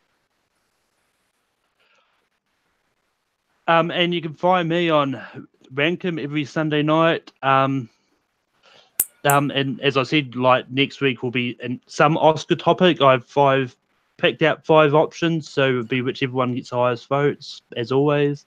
You can also find me competing in trivia on Full Metal and Multiplex. And also you can find me on Twitter, Letterboxd and Stardust at Melcourt. And until next week, drive safely, and be ready to rank stuff. Yeah. Drive safely.